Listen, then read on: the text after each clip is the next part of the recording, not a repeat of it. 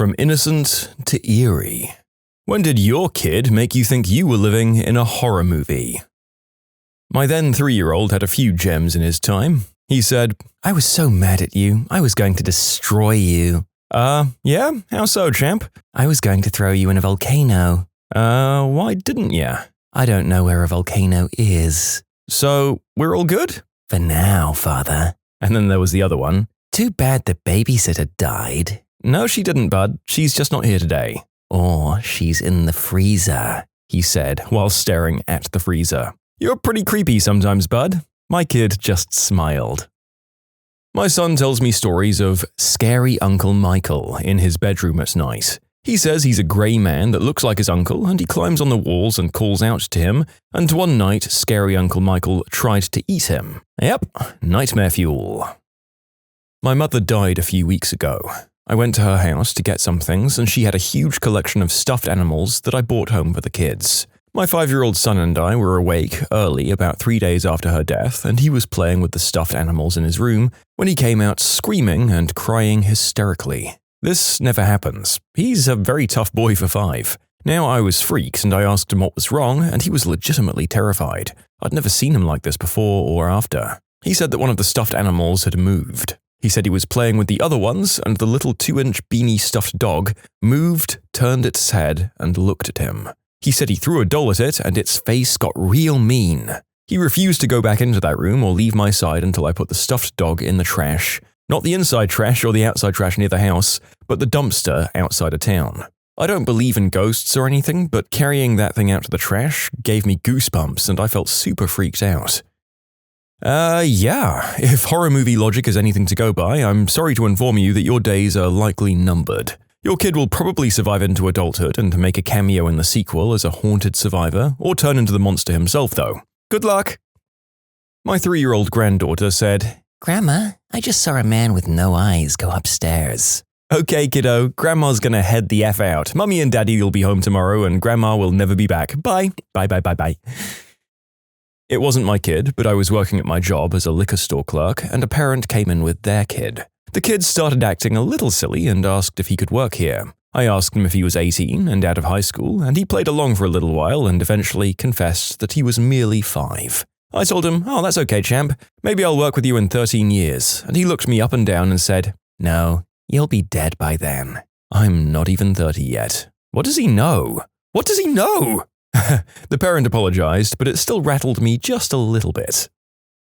My little sister had some creepy moments when we were younger. She often claimed that people were in her bathroom at night talking and watching her. She called them Poe and the Tape Monster. There are a couple of stories regarding them both funny and creepy. One night she woke up scared and went to my parents' room to sleep with them. Before she went back to sleep, she used their bathroom, and when she came out she said, "Why are people in your bathroom, Mommy?" Dad was out of town, and Mum still swears this was the scariest thing any of my siblings ever did.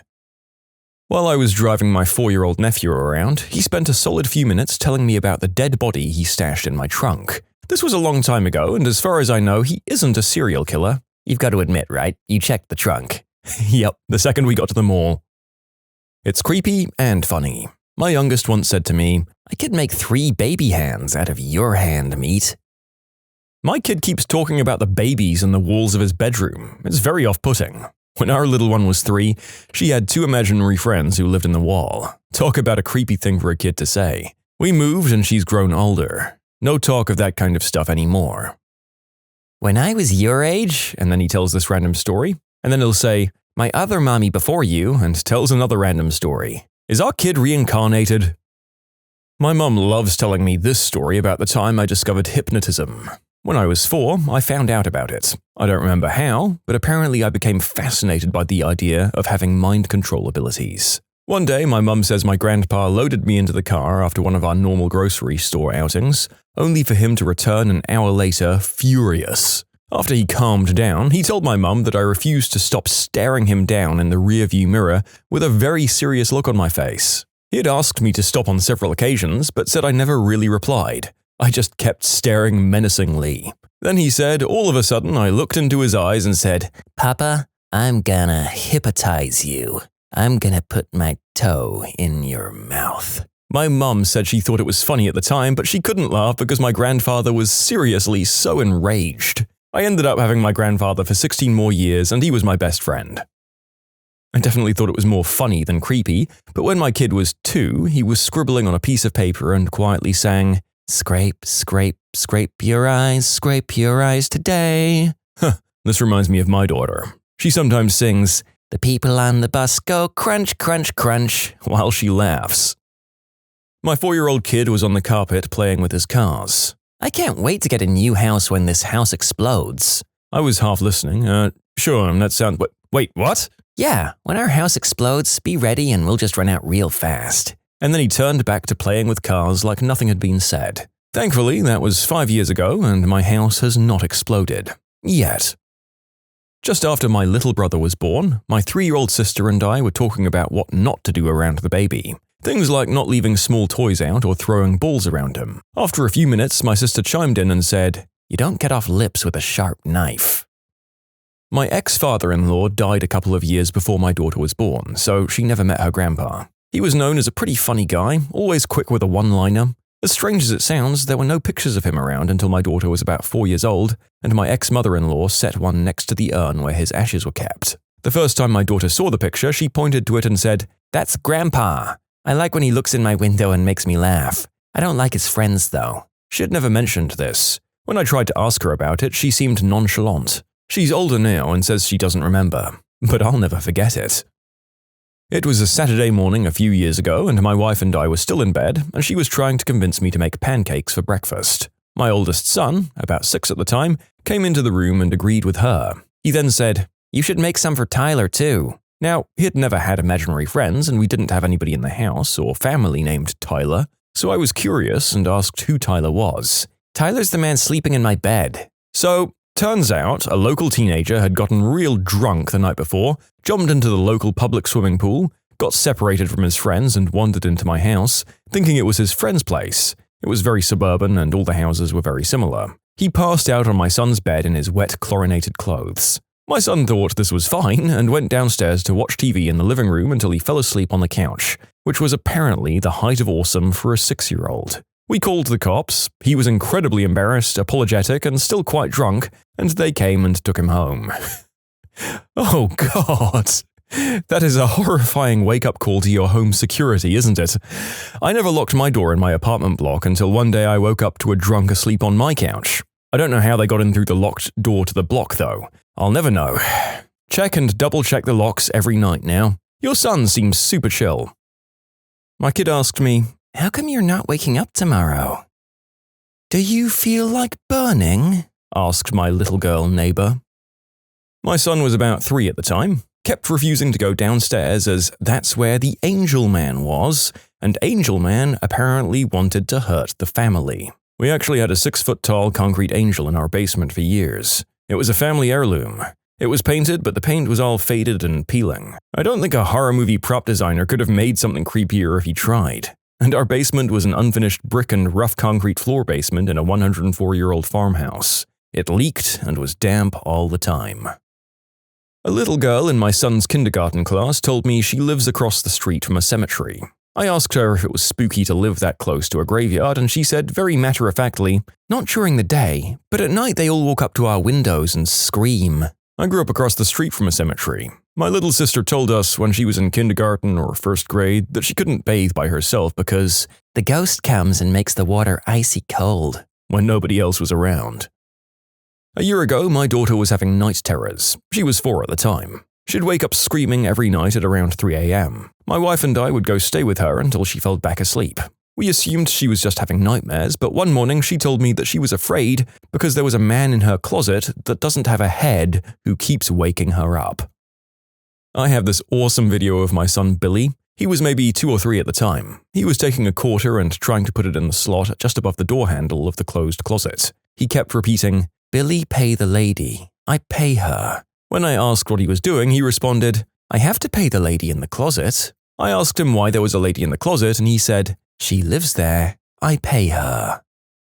When I was about 6 or 7, the house we were renting was going to be sold. My parents instructed us to keep our rooms tidy because people might be walking through the house during showings. I had the idea to take a little box and write, fortunes on it. Inside were little slips of paper with fortunes. The idea was that prospective buyers could take a slip of paper to get their fortune, kind of like a fortune cookie. I remember the first couple of slips of paper said stuff like, "You will have good luck." Then the rest of them had some pretty morbid stuff like, "You're going to die." My parents read the slips of paper beforehand, then sat me down and sternly told me the fortune box was a no-no. I was a pretty serious child. It didn't occur to me that a fortune box should be light-hearted. You can submit your own stories to be featured here on the channel. The story submission link is in the description below. Don't forget to subscribe to Am I the Genius?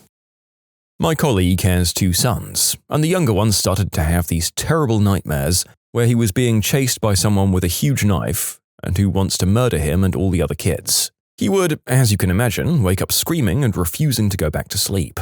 And then he asked his mum, "Mommy, is there a way I could just get it over with now? I don't want to have to do this anymore." I can't even imagine how his mum must feel when it's her child, but damn. I was talking to my son when he grabbed my face, got really close, and whispered, "Mummy, you're talking too loud. You'll wake up AmITheA." I whispered, "Who's AmITheA, buddy?" "AmITheA is my friend." "Where is AmITheA?" "In the mountain. He's sleeping." We lived near a large mountain range, by the way. "Why do we have to be quiet for AmITheA?" "He eats kids when they're too loud." Sometimes when we were too loud, my son would tell us all to be quiet and then run to the window to see if AmITheA was coming. For a while, I was afraid of looking up AmITheA online for fear that it would be some ancient demon or something. But my son kept bringing him up, so I finally got over myself and found out that AmITheA was a South African folktale about a giant who lives in a mountain who comes down to eat the village livestock. Afraid that he'll eat the villagers next, they find a way to stop him. They read the book to him at school. We observed a man littering in our block. My 3-year-old daughter said, He just littered." "Yes, he did. Littering is bad," I answered. "He should be executed," by which she meant specifically having his head cut off. I said, well, maybe not for a first offense." "Remember before when I was a baby, when I was a different little boy and I had a different mommy and daddy?" No, buddy. Do you remember that?" Only a little." My girlfriend's daughter used to talk about "before I knew you," meaning her mother. We asked what she meant by who she was before she knew us. "I was somebody else, but I can't remember my name." Once when I was putting up a new smoke detector, she asked me what it was. I explained that it would tell us or wake us up if there was a fire and we could get out of the house. "Oh, that's good. So I won't burn up again." And she happily skipped away. My daughter was 4, and while we were eating breakfast one morning, she said, "I was on a mountain once, and my dad died, and then I woke up and was in this house with you and Mama." Then we just sat there for a few seconds and looked at each other. Then she wanted to watch Paw Patrol. My son was talking about his friend, the upside-down clown, while I was putting him to bed one night. Needless to say, I am not a fan of that concept. Do you live in Derry, Maine, by any chance? No reason, just, curious about whether a certain cosmic being alternately played by Tim Curry or Bill Skarsgård was traipsing about again and making people float.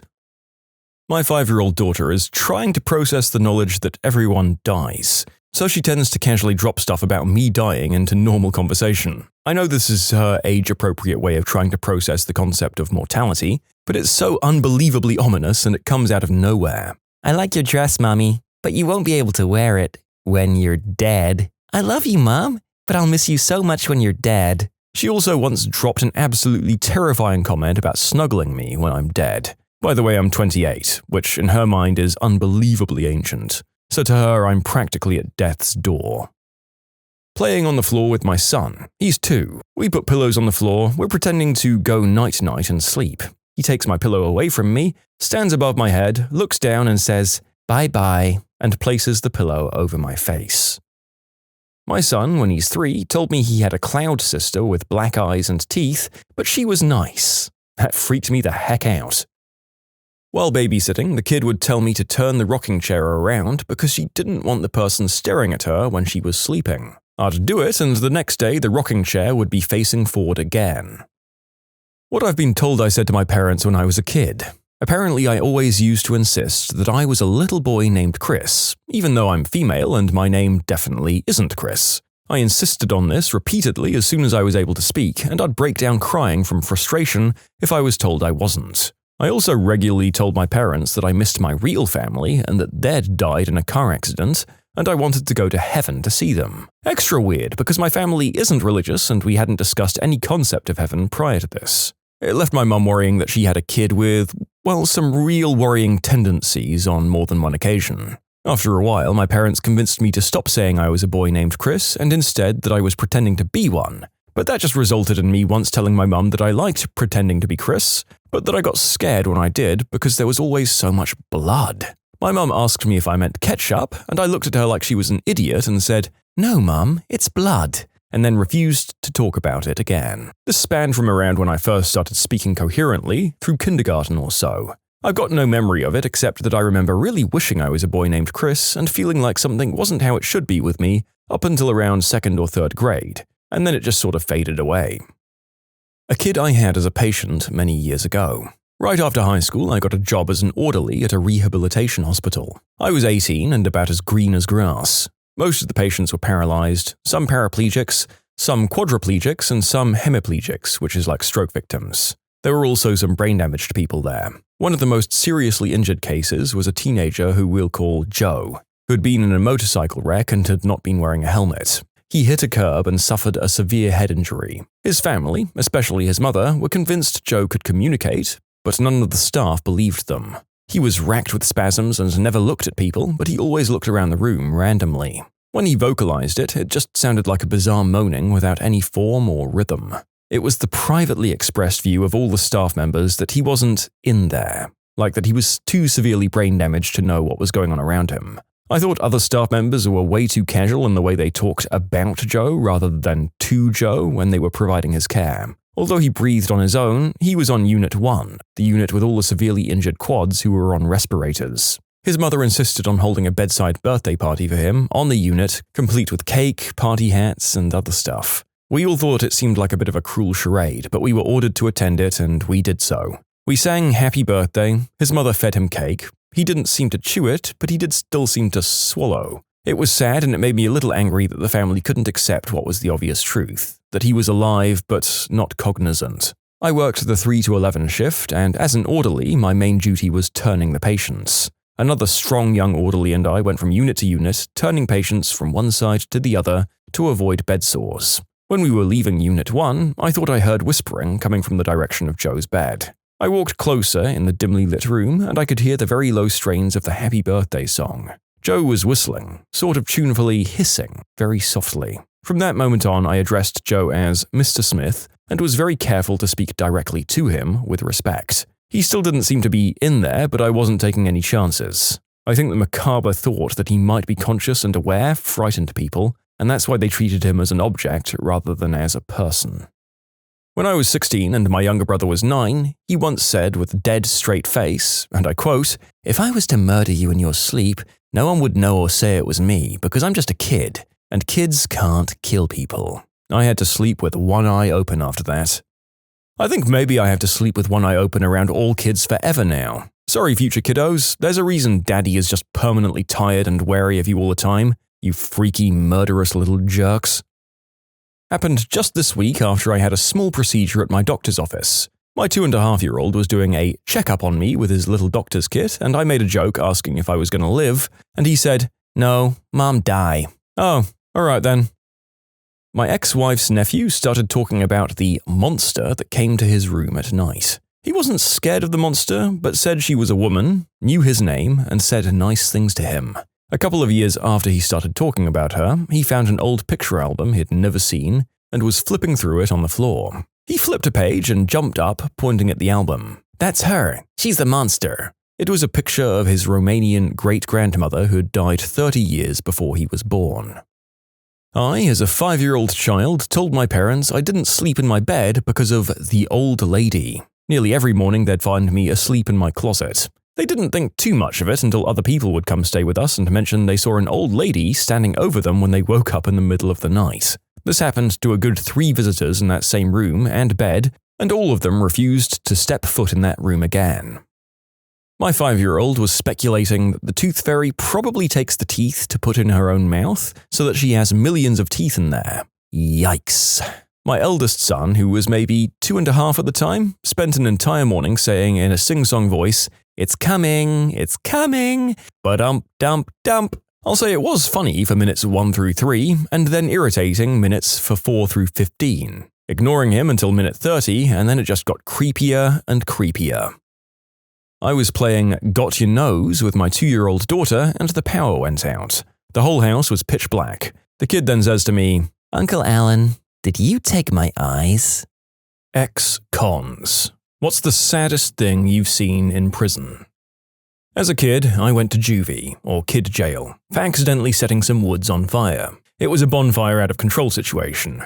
My cellmate was only a few years older than me. He was a super nice, laid-back guy. We got along great and even sort of became friends while there. I was just a kid, so I didn't really ask any questions about different colors of jumpsuits and people's reasons for being there. The day I got out, I found out he was in there for murder. Apparently, he got really tired of his stepdad bullying him, and he remedied the situation. I never really knew all of the details, but I can tell you that when talking to him, he seemed like a good kid at heart. He had things and people that he cared about, things he wanted to do, interests. The guards obviously must have known, but they were always super nice to him, noticeably so, even more than the inmates. I always wondered what happened to that guy. A kid like that I don't see as a murderer. He was a kid probably being put in a horrible home situation and didn't know what to do. Kids can't just leave and go find another family. Of course he committed a crime and should be accountable, but I find it sad when I hear about kids like this. It's like women who kill their terrible spouses who take them prisoner in their houses and stuff. He probably felt safer and more comfortable in prison. I'd be interested in finding out where he is. As for you, young man, setting fires? I really hope you learned your lesson. I knew a guy who was very kind and in prison for just a parole violation because he stole something. He was a homeless guy, a bit goofy and had schizophrenia or something, but a really nice guy. Anyway, he got sent to Seg for some reason and the guards ended up beating him to death there. I believe the guards who did it are in prison themselves now. Can't believe that happened. Rest in peace, Larry. A 57-year-old man on a life sentence, high on spice, which is a synthetic psychoactive substance, was crawling around on the floor screaming because he could see his dead mother towering over him, looking at him in disgust. Not a pleasant thing to see, especially when you're stuck in a cell with him. It's a wild herb. Doing the same substance I've mentioned above, a 22-year-old man ended up flooding his cell, setting it on fire and passing away 2 months before finishing his sentence. Another one is where a guy mutilated himself and again set fire to his cell, because the substance made him think that getting hard was evil. So yeah, stay away from spice. Okay, let's add that one to the list of substances that realistically the narrator was probably never going to take anyway. So a little redundant, but on the off chance someone's handing out synthetically spliced green herb at the local bowling club, I know to stay clear. Also, there's some pretty messed up stuff involving self-deletion and a variety of uncomfortable themes coming up, so you've been warned, guys. I mean, it's a video about prison, so go figure. I knew a guy who was never in trouble in his life. He was working in the automotive industry in Michigan and lost his job. He fell behind with child support payments and ended up doing time in jail. His very first night, his 2 cellmates got into an argument because one of them couldn't find his bear claw snack. They finally stopped arguing and went to sleep. Then, in the middle of the night, he was woken up by the guy beating the guy he accused of theft up. His cellmate literally beat the guy to death. Apparently, he had gotten a hold of some kind of pole or stick, and the entire cell was just covered in blood. They ended up finding out that the guy he had accused of stealing didn't steal it after all. I'll never forget the fear and look in that guy's eyes when he told me what happened. I went to county for about a week in the middle of nowhere, Kansas, on a substance charge. I was 19 years old, scared out of my mind. It was a room with about 4 communal picnic benches, and 2 rooms on either side with about 6 bunks on them. I noticed one was full and the other had just one guy there. So not understanding the situation at all, I went over to the empty bunks and a guy grabbed my shoulder and just gave me a hard look that said no, but without saying a word. I then noticed the other prisoners were camped out in the corners on their mattress. I did the same. Found out not long after that the solo guy was in for a crime against a young person. I've never heard such a beatdown as I heard that night. I just covered my ears and stared at the wall. How did I get here? And the sobbing and pleading. I was bonded out the next day. This was in 1992, my spring break of college freshman year. I was driving out to visit a friend of mine in Wichita. I never had to serve time. This was my first offense, had a good lawyer. I'm a college kid, so I got extremely lucky. Your story is exactly what happened to my ex. We were busted for green herb. He screwed up one of his screens during probation and ended up in county, but for months until a court date. No bond. It was horrible for a number of reasons, but for him, being a laid-back Lebowski kind of guy, listening to a similar character being beaten in the middle of the night was disturbing on a number of levels. Hanging out one day in the law library. All of a sudden, some guy who was fresh came in minding his own business and just started reading something. One of my boys who was also in there, mind you, I'd been locked up for over a year at this point with this guy, and he was chill and in there for dealing. This guy got up, walked over to the fresh guy, and beat the living F out of him. Like, not just knocked him out, I'm saying literally beat the life out of the guy. Blood flying everywhere. The other guy was on the ground and the assailant just kept going. I got up and just stepped back and watched so I wouldn't get jumped by the COs when they came in. They literally dragged his lifeless body away and cuffed the guy I knew. I saw him once before I got out and I asked him what the frick had happened that day. All he said was, "I just kind of felt like messing someone up." Needless to say, I've had serious trust issues since then and since being locked up in general. Seeing that other guy get destroyed in front of me for no reason was pretty effed. My brother had 3 gold teeth. They were ripped out in the first few months of being in prison. He said he lost them in a fight, but a guard told us that he was probably held down and had them forcefully pulled out, judging by the damage to his gums. A 17-year-old kid was in my block. His name was Israel. He had been kicked out of his grandma's house a few months prior for doing substances, so he was living on the streets. He got picked up for package theft. He was only in for 30 days, but he was enjoying every minute of it, because he was young and a generally good guy and people were looking out for him.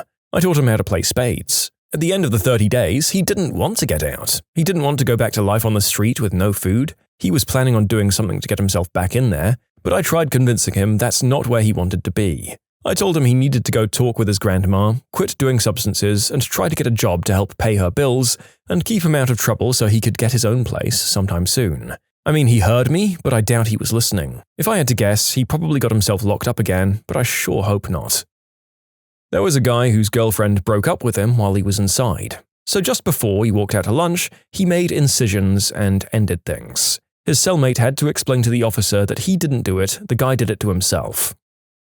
I was working on servery, so I was out of my cell every day, all day. One day I was told by the screw to check on the cells on the ground floor. I opened one of the door flaps, and this guy, he was standing in the middle of the room with his shirt off, crying, then proceeded to make a series of cuts. Called help, and he made it. But not long after that, he strung himself up somewhere anyway. I was serving 3 to 5 years for conspiracy to fraud and aggravated violence. I ended up serving 2 years in Arizona for good behavior and participation. I didn't do it, lawyer screwed me, as said in Shawshank Redemption. I was in with someone, let's call him Carlos, and he was up for a review and serving a dime, and he got a new roomie who tried to clap his cheeks. Carlos felt like he had no chance but to stick him, and he added another 5 years to his term when he was likely going to be free that year. From what we understand, he did tell the guards and review board that he was defending himself from being a victim of the unspeakable act, but not sure what the outcome was other than he added more time. Okay, update. I just asked my boy who stayed in the same block with Carlos about his release date, and Carlos did in fact get out on time in 2017. The roommate who tried to take advantage had a reputation and many other DAs in his paperwork about other such offenses in prison, which came into play for his review. A guy we worked out with found out that his dad went on a spree against his whole family and then jumped off the mortal coil himself. He went to his cell for a while, and after like 40 minutes, he was screaming for help. Stumbled out of his cell in a state that I honestly don't know how he made it into without going unconscious or passing away earlier. Blood everywhere. He didn't make it more than a few steps out of his cell before falling and going unresponsive. This is going to be one of those videos that I don't feel good about for some time, I can tell. I don't know what you can take away from this one, folks. Don't end up in prison if you don't want to see stuff every other week that will haunt you forever, I guess. My ex-boyfriend was in jail for almost 3 years. I used to visit him every Saturday. There were lots of families in there, in the visitation room. Imagine a sort of warehouse with little tables and chairs. There was this woman that would sometimes visit her husband and service him under the table. Sometimes she'd sit on his lap and they'd just not so subtly do the deed, otherwise fully clothed for a while, right next to other family members. I'll never forget those faces, staring at the wall, trying to ignore what their parents or siblings were doing. The guards would mostly just ignore it because the guy was apparently a big-shot dealer and had lots of influence. It was absolutely disgusting and humiliating for everyone involved. My ex would scold me for staring at them with disgust, He didn't want to get in trouble with that guy. It was so messed up. Not as messed up as some of the other stories here, but it broke my heart to see younger relatives in those situations. There was a person who went to prison and cried all the time. He never spoke, but after a while it became clear that the officers forced him to confess that he'd killed a person, otherwise the officer threatened very horrible violence on that guy's family in front of his eyes. He confessed and received a life sentence. We live in a very conservative and corrupt country.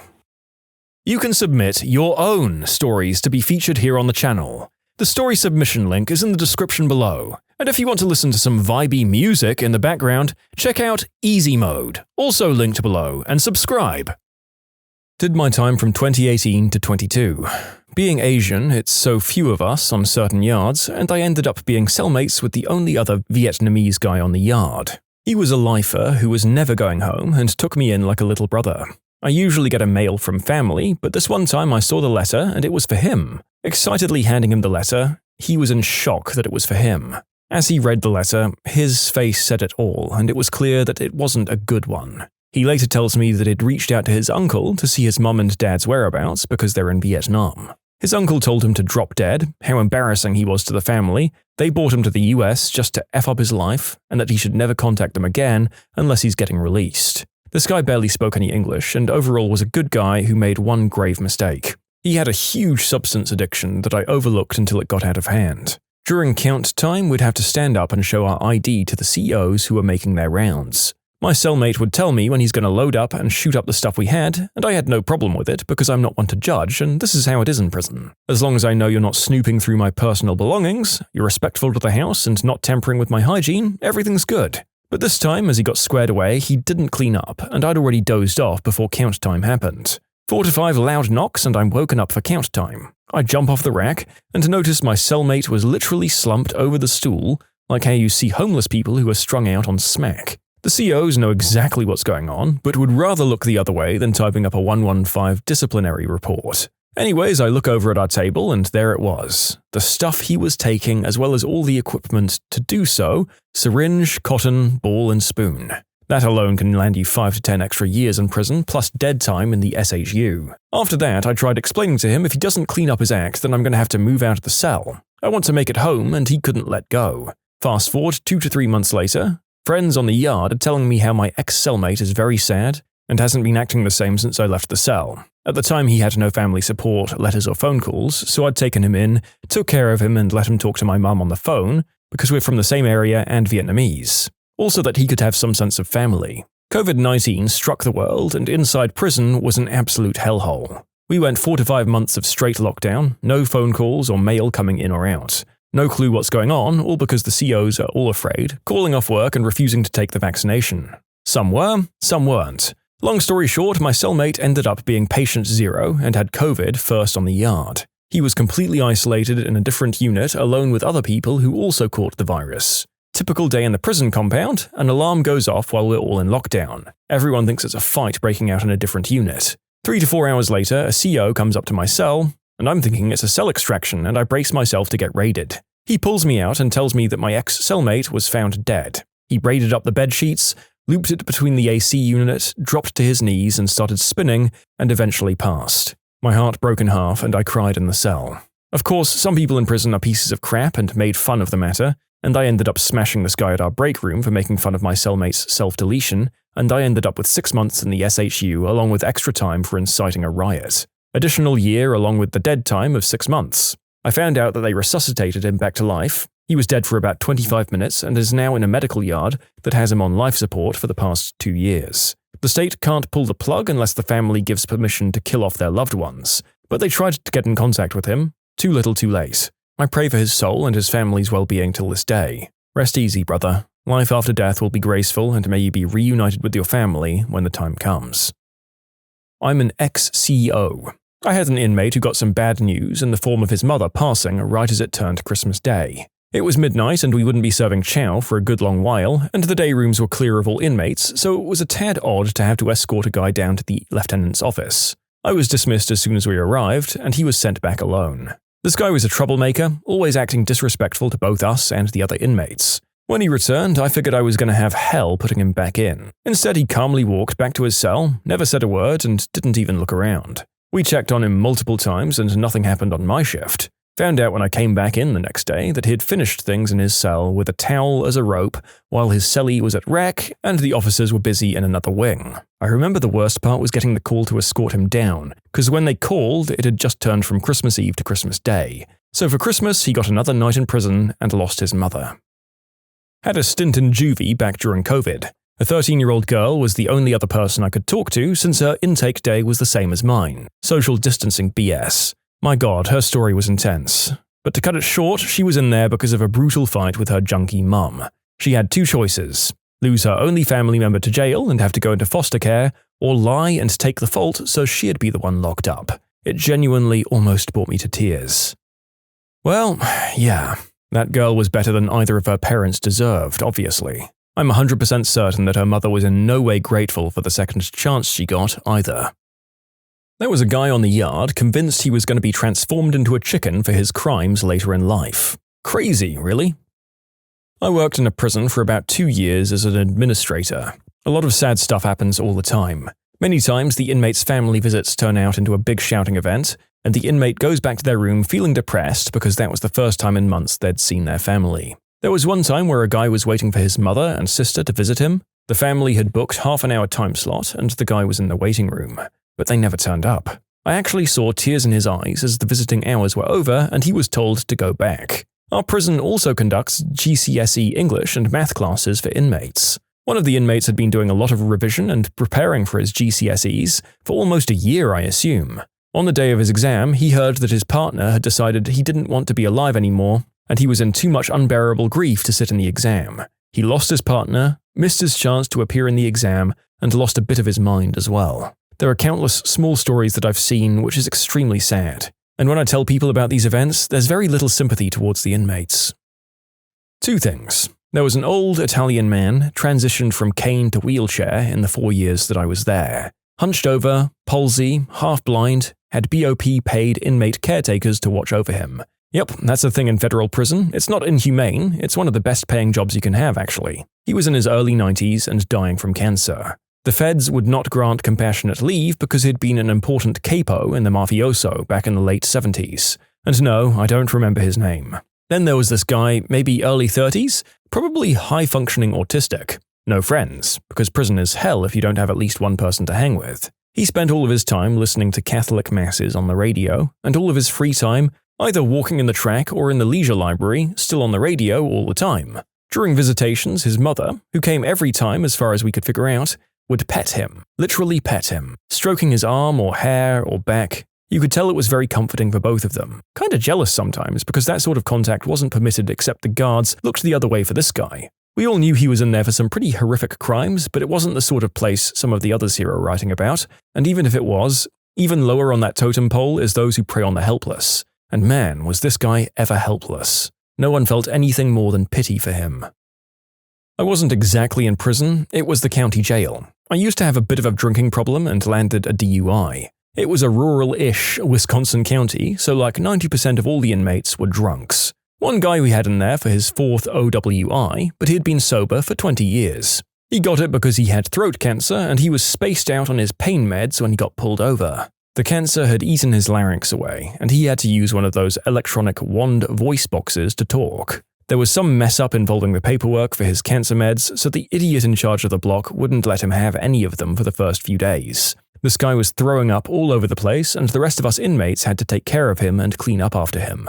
Eventually, they got his meds thing figured out, and he did the rest of his time, which was about 2 months. 3 weeks after he got out, we saw his obituary in the paper. We also had a nurse who came around to give everyone their meds in the morning and evening, who quit because the officer in charge of the jail was constantly chewing her out for being too nice to the inmates. She was a really sweet younger lady, I think relatively fresh out of med school. Basically, she thought that we were already at a low point in our lives, so we deserved some kindness. And the officer didn't agree and started giving her a hard time about anything he could. I think the incident with the cancer guy was the last straw for her. I was once stood up for a visit. My friend had booked it and didn't show. So I had to wait in the holding cells whilst everyone else went on their visits. After an hour, a guy from my area came back off his visit looking visibly shaken and upset. He went on to tell me that his girlfriend and mother to his kids had just told him she had terminal cancer. Sadly, she died not long after this. This was like 12 years ago. To make matters worse, the guy's face popped up on my Facebook the other week as he was murdered. Made me think of those kids, possibly adults now, who were parentless. Guy told me after he was arrested that all he could think about were his dogs. Said the police didn't care when he told them that his dogs were home alone, and that he really hopes someone he knows or a neighbor will check on them, but he couldn't get a hold of anyone. It broke my heart. Poor puppies. During COVID, we used to be on lockdown a lot, so phone use was spotty. Anyway, I heard a dude on the phone talking to his people, asking about his mum who had contracted COVID. His people told him she was gone, and he couldn't believe it because he'd talked to her 2 days before. The anguish and the way he broke down while on the phone was sad. He couldn't even stand up anymore. What is the rudest way that a guest desecrated the sanctity of your home? My grandfather's cousin was staying with us for a week. He has a bladder problem and would refuse to wear adult diapers. What followed was him leaving a trail of both number 1 and number 2 when he walked around the house. It didn't take too long for my mother to ask his son to take him back home. All I can say is that if you're leaving little trails behind you, it's time to get off your high horse and into some diapers. My cousin and her daughter, who has Down syndrome, were visiting and staying with me in my home. Her kid pooped in a quilt, and for some reason my cousin rolled it up and shoved it in the closet in the guest room without telling me. I discovered it after they left. It was rolled up pretty good, so I didn't smell it immediately. I only found it because my dog stood in front of the closet and barked non-stop until I came and found it. She was so offended by it and didn't stop barking until it was completely cleaned up. I called her and said, "I found the quilt from your bed rolled up with poop in the closet. What happened?" And she said, "Oh yeah, my daughter had an accident. Sorry." They drank half the $200 bottle of tequila I got my wife for her birthday. Then they filled it up with water so we wouldn't notice. My boyfriend invited a couple of guys over while I was at work because we only have a 1-bedroom apartment and I don't always enjoy sitting there watching the game with them. It was considerate. Anyways, he was asleep and they were gone when I got home since I work the 3rd shift. I noticed my new bathroom mat was discolored and assumed that it was from shoes and didn't closely observe. Anyways, I made him look at it with me when he got up because I was a bit angry since it was new. Upon further observation, we came to the conclusion that before leaving, his friend wiped number 2 all over my new mat. It turned out to be brown finger streaks across the whole thing. I threw that out immediately. The toilet paper was readily available, by the way. They are not allowed in the apartment anymore, and it's weird because they weren't on bad terms. They actually wanted to hang out again. Stole money from our engagement cards at our house during our engagement party. He got mixed in with the wrong crowd and wanted to impress them more than be our friend, I guess. Ugh, he tried to crawl into bed with me while I was asleep with my husband next to me. Creepy and rude. Bold. And completely wrong and bad into the bargain. My God, trying to cheat on your friend is one thing. Doing it with him 1 foot away is taking it several levels higher. When a niece came in and immediately stood in front of the TV and changed the channel. She was around 15. There were several people watching it. Most of my friends' kids, aged 7 through 11, have this problem. I tell their parents every single time, this is unacceptable behavior for a civilized human being, and I figure it's better that their random aunt is a bit uppity about it, more than every other possible friend and mate that they meet for the rest of their lives thinking that they're a selfish jerk. I had a friend who used to jump onto furniture like lawn chairs and stuff. He claimed he wouldn't break it, but sometimes he did break stuff and he just complained that it's not his fault, but that the furniture was too fragile. "Sweetie, John's coming over. Hide all the furniture." So I was away for the weekend and my roommate had some friends over for drinks. Problem is, when he drinks, he often blacks out, which he did before ensuring all of his friends had left. In the morning, he discovers 2 friends stayed the night in my room. Not cool, but at least they didn't drink and drive, I guess. So I'm not initially enraged. But when I finally make it home, I discover blood that is very clearly from a combination period and doing the deed on my duvet cover. Not whoopsies started in the middle of the night puddle, but edge of the bed, on top, smeared around. And we're not party college kids, we're all mid-30s with real jobs and what one might assume is a little bit of respect. They are not welcome back. They let their child punch our brand new TV and laughed as he did it as if it were cute. These kind of people are just accidental parents. I knew one such mum when I was a kid. Her kid literally punched me on the nose in the party, and all she did was sit and stare while someone else's mum had to come rushing in to save the day. Well, that's what my mum told me. Apparently she was like this everywhere, and eventually everyone just stopped inviting her, as she seemed to have no interest in even the slightest bit of parenting. They used my laptop to watch naughty movies, and it ended up with a ton of viruses. Then took a big dump and put almost a whole roll of loo paper into the toilet. Told my nephew his friend was never allowed back.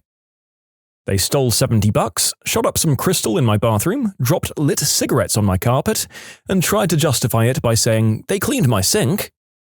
I had a house guest, invited by a roommate, have a psychotic breakdown. He literally came into all of our rooms, rummaged through our drawers, and left any contraceptives or bedroom toys on top of the dresser or nightstand as if to announce that he'd gone through it all. Johnnies, lubricant, birth control pills, all of those. He found ways to undress himself and walked in on my roommates doing the deed. We kicked him out inside of 48 hours. It should have been sooner. We then changed the locks. We actually all knew this guy and hosted him before, and he was great. We were cleaning house a few months later and found a bag of his curly hairs. Ugh. My 10-year-old distant cousin unwrapped 3 new bars of soap and flushed them down the toilet on the 3rd floor of my house. That night, we turned from dinner to find water dripping from the ceiling on the 1st floor. The 3rd floor bathroom had flooded and the water leaked through the floor, dripped from the ceiling on the 2nd floor, and leaked through to the ceiling on the 1st floor. The whole mess cost thousands of dollars to repair. The kid confessed everything with great glee, and his mother just thought it was the funniest thing. We had 2 couples come in to stay with us from overseas, and one of the couples spent the entire time arguing and getting into massive fights. This included screaming, crying, slamming doors, sulking, the works. For 3 weeks. It was the longest 3 weeks of my life. My friend and her boyfriend came to stay with me once, and they did this the whole time too, and I mean, they fought over everything. I think my favorite part is when her boyfriend started crying hysterically and locked himself in the bedroom because he slipped and fell when he got out of the pool, and my friend didn't comfort him enough. My mum welcomed a faraway cousin or someone into our house. He walked into the kitchen where my dad was sitting watching TV and said, "Who the F is this?" I had a party at my house one time, and some guy was being a sack of crap, so I told him to tone it down. He asked me, "Who the frick are you?" And I told him, "You're in my house. Who the frick are you?" Oh, I forgot this one. A friend of a relative stayed with my parents for a week. The guy was Argentinian, late 50s. He was very old-fashioned, religious and stuff. For example, he even told my parents that it was wrong that I was living with my boyfriend without being married. One day, he asked my mum to use her PC to check his email. He was in there for quite a while. Right. You guessed it, he was watching smut. But I guess he didn't remember the website he wanted, because he first Googled in Spanish, "young ladies with dark hair having relations," and a few variations of that. My mum found all of that in her internet history, called him out. He tried to blame my then 16-year-old brother, who had his own PC and speaks mostly English, wouldn't have Googled in Spanish. Add to the fact that said brother was away on a camping trip. He wasn't welcomed back. My ex-girlfriend got absurdly drunk at my grandmother's funeral and then got into a screaming match with my brother and dad in the front yard. Male friend asked that my partner and I take ourselves and our under 12-month-old daughter to a motel for a night whilst he uses our house to try his luck with one of our female friends we invited for game night. I had a collection of $1 casino chips, one from every casino I'd been to. A housemate invites some people over, and a guy sees them sitting somewhere and just starts playing with them. I figure the guy likes to fidget, so it's no big deal. He ended up taking a bunch of mismatched casino chips, and apparently even tried buying a drink at the bar with them. Luckily, one of the other guys he went out with got them back to me, but seriously, who does that? I had people over at my apartment, and somebody's friend upper-decked my toilet. Oh boy. If you don't know what upper decking is, Google it, but steady your stomachs and don't image search because it involves number 2. In any case, this is a bad thing to do, but how bad determines whether you're a student at a party. For that, it's probably borderline par for the course if you're in a frat or something. Gross, and I hate it, but one of the ups and downs of college or university life. It's wild if you're over 30. I was babysitting my neighbor's daughter. My neighbor was supposed to pick up the girl hours before and didn't answer any of my messages prior. I got the living room ready just in case she was going to stay the night. It was close to midnight and he finally comes to pick her up. The dad rang the bell and when I answered the door, he was so wasted. He barged in and walked past me to go to the kitchen and everything that was in his grasp he literally destroyed. He went to the fridge and drank juice straight from the carton. He then walked back to the living room where his daughter was and shouted random crap at her, and mid-sentence he threw up all over my couch and passed out. For those of you asking, yes, he did apologize and pay to clean the couch. The daughter at the time had just started first grade, so she was probably 6 or 7. She's very smart, so she was definitely aware of what was going on. And did I call CPS? Yes. He turned out to be an alcoholic, and it wasn't the first time he had done that. This was in my car rather than my house. I don't have many rules for passengers when I'm driving, but there are 2 I will never budge on. First, wear your seatbelt. Second, don't smoke in my car. I just bought the car. It wasn't brand new, but I knew the previous and only owner, and I knew he was a car guy who took meticulous care of his cars inside and out. He wouldn't even sell me the car before he had given the engine a proper service. Within a week of getting the car, a friend asked for a lift to the train station. I knew he smoked, so as we walked to the car, I told him specifically to wait until we get to the station before he lights up. A 10-minute ride at most. I back out of the parking spot, drive to the exit of the parking lot, and as I check my left-hand side for oncoming cars, I hear from my right the distinctive sound of a lighter sparking up. The guy couldn't even frickin' wait until we were out at the frickin' car park before he just had to have his goddamn cigarette. I asked him what the hell he thought he was doing, and he just looked at me and says, "Relax, it's not like it's a new car." Motherfricker ended up walking to the train station. You can submit your own stories to be featured here on the channel. The story submission link is in the description below. And if you want to listen to some vibey music in the background, check out easymode, also linked below, and subscribe. She let her dog, who was on a leash, pee on me and continued talking to finish her thought before taking him outside. She also didn't help clean it up. And you didn't interrupt with, "What the frick is wrong with you?" Based on some of these answers, a lot of people would watch their entire family be tortured to death without saying a word. I was going to post about a time I was really angered by friends of friends staying and emptying our fully stocked bar fridge and then emptying the wine fridge, which was also stocked, and a random bottle of Bailey's. None of these things go together. Heathens. They didn't offer to replace any of it, and made themselves completely at home and even invited guests over to view, quote, their place. But in reading some of these others, I'm starting to feel much better that no substances were involved. Maybe it's time for me to let that grudge up. My really close friend bought his now ex-girlfriend that was super controlling over, while me and a few other friends were hanging out. About 30 minutes in, she decided that she's going to go into my super white bathroom and dye her hair black. Not only this, but if you've never dyed your hair before, you must rinse your hair out to get excess dye out. She ended up staining my white counters, bathtub, shower, floor, 2 decorative bowls, my carpet outside the bathroom, and my toilet. I was just so irate, and I don't think she understood that you don't do this crap in someone else's house without asking them. Literally everyone that was over, including me, told her to get her now just showered, undressed butt out of my house. I was so done because she just stained so much stuff that won't come out easy. It makes my blood boil thinking about it now. A few friends and I were having some drinks last summer when a guy we know showed up at my house uninvited with a friend of his who was so drunk he immediately passed out on my couch. This now sleeping guy drove both of them to my house. Ugh. The guy continues to get plastered and do some smack, complained about the music we were listening to, and kept trying to put his own terrible punk band on. He cornered my wife and demanded she change her shirt because he has beef with the singer in the band on her shirt, and refused to sit in anything other than a broken chair that we had put in another room when he went to the bathroom. Then complained when it was 6 a.m. and we said we were going to bed, angrily waking his drunk friend up and saying, "I guess we're getting kicked out." Then they both left in the drunk dude's car. They stole $100, but the story has a happy ending. When I was young, I had 3 friends over, all of them brothers. The oldest was my age, the middle was a couple of years younger, same age as my brother, and they'd brought their youngest brother with them. He was a little beehole. Well, that day my dad let me hang on to a $100 bill because I thought it was cool and had never seen one. I showed it off to my friends and left it on my side table. I didn't even notice it go missing. Well, here's how the story goes. My friends had left, and when they got near their house, the youngest brother pulled out the $100 and said, "Hey guys, look what I took." The 2 older brothers got mad. They dragged him crying all the way back to my house, handed me the $100 that I hadn't even realized was missing, and forced him to apologize. Friends of integrity right there. My guests told their children, ages 4 and 8, that they could put their feet with their shoes up on our furniture. The justification was that we let our dogs get on the furniture, and my husband told them no feet on our furniture previously, and this had teed the parent off. Yes, my dog outranks you and your kids. Get over it. They picked up my very small poodle, held her on her back with 2 hands over a 10-foot balcony. If my dog would have even wriggled, she would have fallen to her death. My buddy came down for a week, and I offered to let him stay at our house so that he didn't have to pay for a hotel, much to my wife's dismay. I told her it would be no big deal, but boy was I wrong.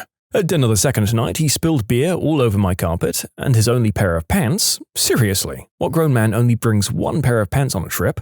So I lent him a pair of pants to wear while his are in the washing machine, and that night he got so drunk that he peed all over himself and my couch. And to top it off, after he left in shame, I found my equally soaked pants that I'd let him wear stuffed under the couch. Maybe the guy wasn't doing so well financially for all I know, but when you cause that much damage, you really have to own up, and if you're able, pay for whatever cleaning needs to be done. Accountability, folks. You'll be embarrassed, but it cuts off about 90% of the future shame and judgment if you own up to it. I had a friend visit once, was in the area on the way to something else. I had a ferret at the time. Ferrets tend to bite. I always warn people. He bit her under the arm and she grabbed him and threw him to the ground. I reacted calmly but tell her off to some degree, and she then asks if she can take him to show some other friends she's meeting up with. Like, what the hell is wrong with people? You just showed me you can't even handle him in the house. You think I'm going to let you take him out in public?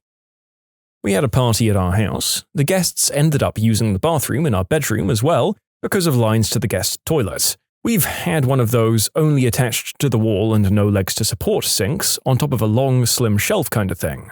A guest sits on the damn thing and broke it. I was beyond belief at how someone could sit on something that looks, feels, and very obviously shows it's not made to carry weight and is not supported. We now have one with legs. When I was living with my ex, who was an alcoholic and had a lot of mental issues, one of his friends from his past asked to stay over for a day or 2.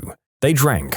Like, a lot. I woke up in the middle of the night with the friend standing in our bedroom peeing against the bedroom window. When I woke up my ex, he didn't think it was that big of a deal. That's the day I packed my stuff and left.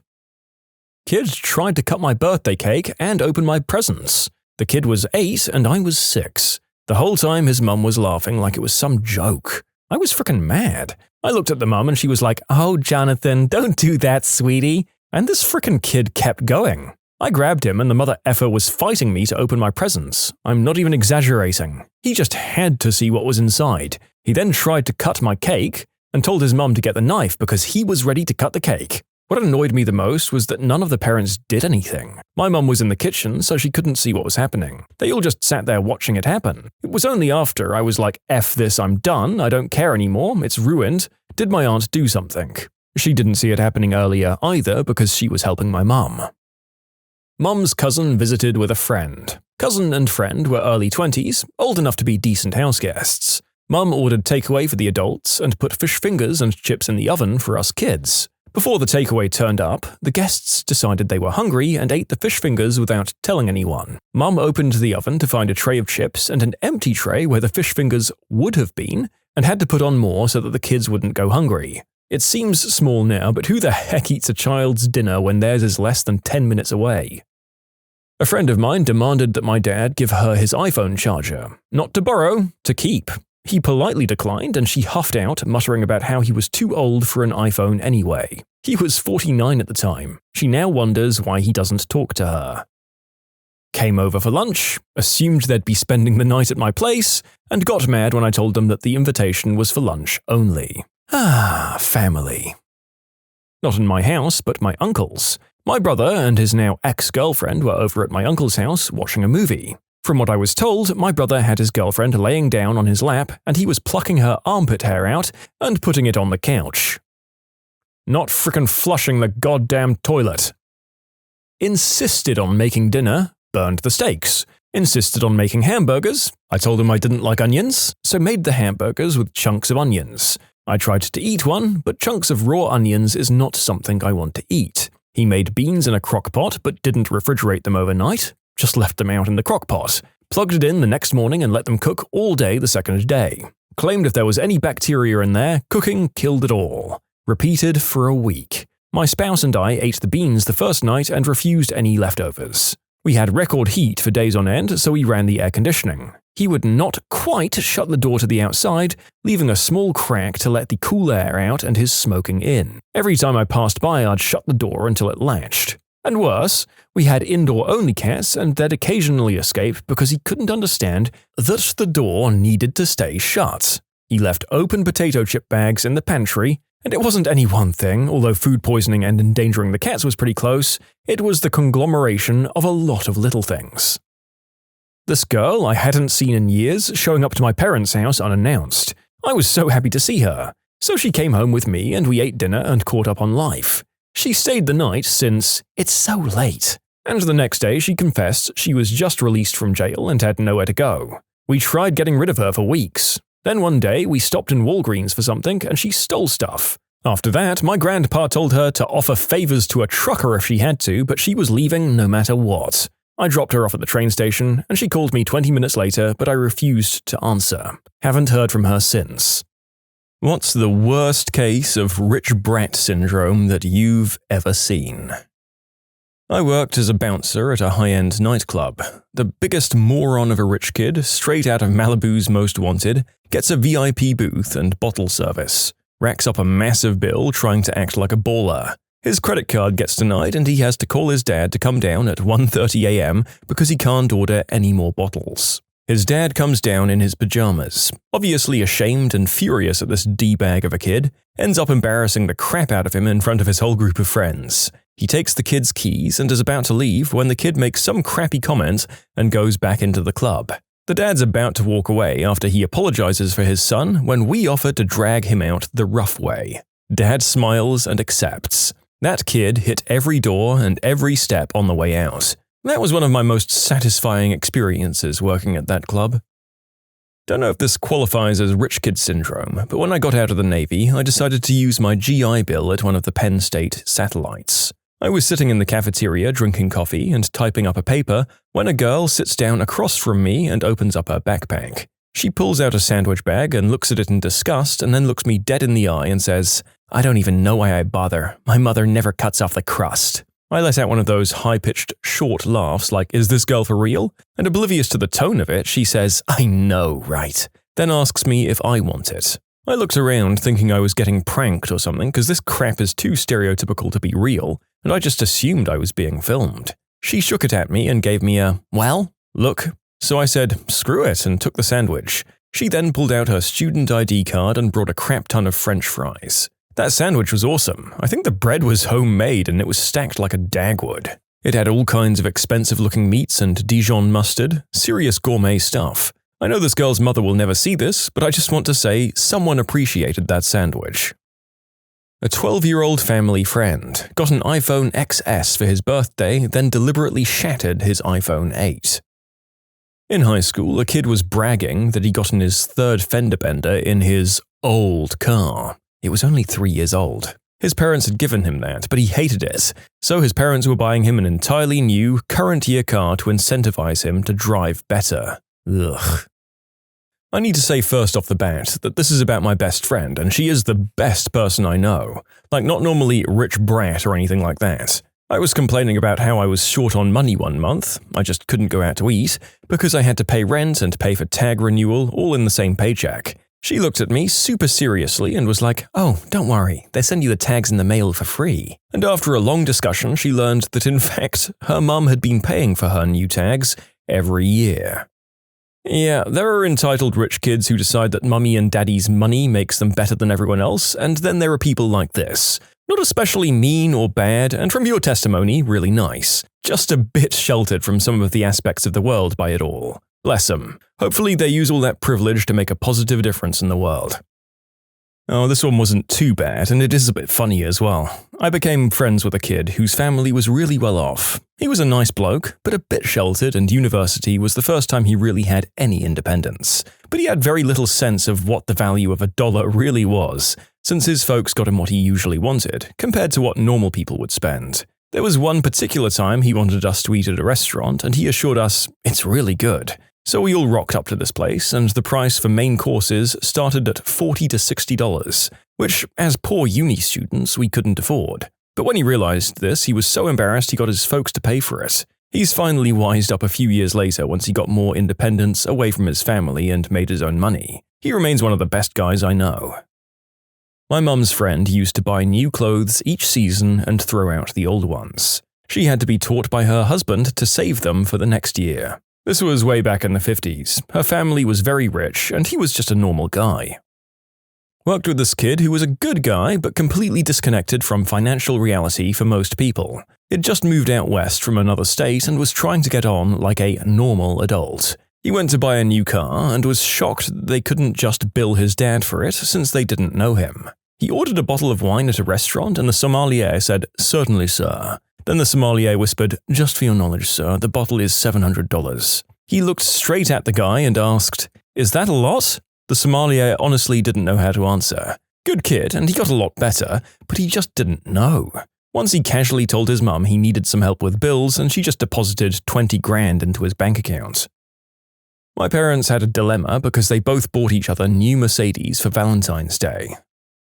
A guy looked at my $2,000 beta car in college and commented that it must have been really cheap and guessed $15,000. For anyone curious, it was a Kia Rio 2005 with 120,000 miles on it.